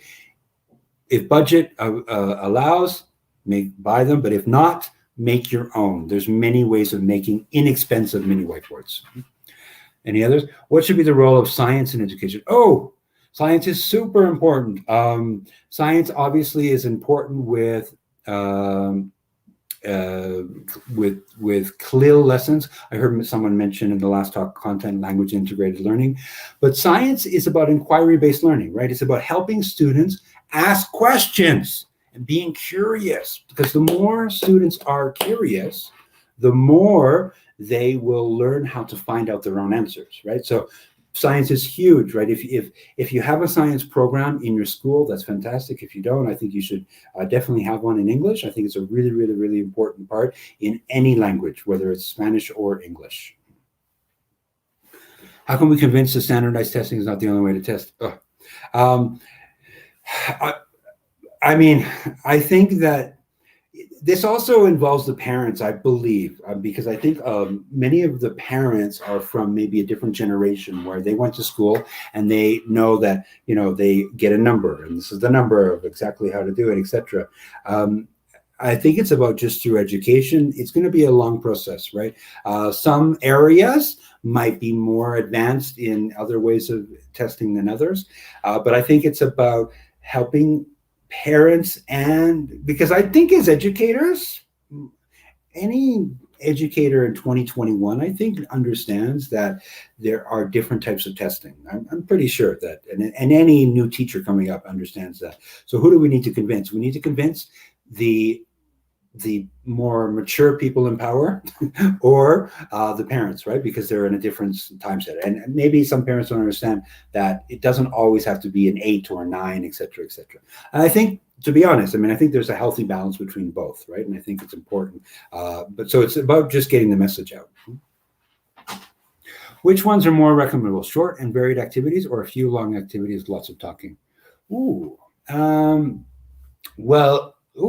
I think a combination of both. Because what I like here, because when you said here a few long activities with lots of talking, I would depend upon the context, right? Or depend upon the objective of that activity. So if it's a project and there's lots of talking because you're coming to a conclusion with the project, I think that's okay because it's very student-centered. The short and varied activities, especially the short and varied activities, should especially be when the teacher is controlling the activity. So if it's a teacher-centered activity, short, varied, without a doubt. If it's a student-centered activity, it can be longer, 100%. Could the move to online learning be the catalyst to create more effective method of educating students? I think 100%, as long as we do what we talked about, is that we want to not forget about this last year and a half, and that we want to take the best of both worlds, right? Because we could all agree, before the pandemic, the classroom was not perfect. During the pandemic, the classroom was very not perfect. So what can we do to the classroom of tomorrow? So we have this opportunity to create an entire new classroom. So what will you all do to make that change? When we get back to face-to-face classes, what can we do to make parents continue involved in the process of learning with the children, as I did before I mean virtual classes? You know, I don't have one answer for that, unfortunately. I think every one of you needs to look at your context differently, right? And the relationship you've built in the past year. I think it's important, whatever communication circles that you've opened in the past year, continue with them, right? So make it a part of, just continue on as if we're in the pandemic, and assume that they'll want to be involved. So I think that's number one. And number two, you need to think about how much, also ask your question, how much involvement do you want them to be, right? So I hear from some teachers, they want more, some teachers want less, some teachers want the same, etc. But my biggest advice is continue with whatever communication means that you've opened up, continue using those with the assumption that parents will still want to have that interaction.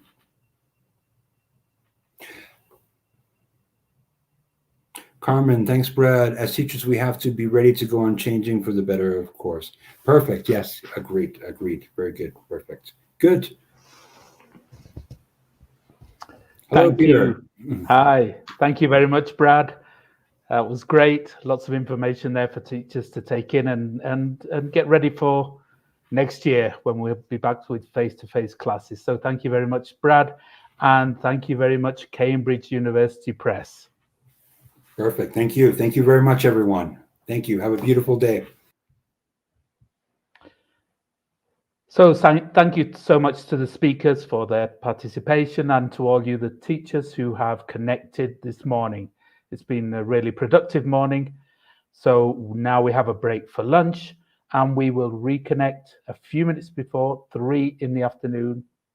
And that's Peru time with the last two presentations of the TDC 2021. Okay, so see you minutes before 3 p.m. See you later.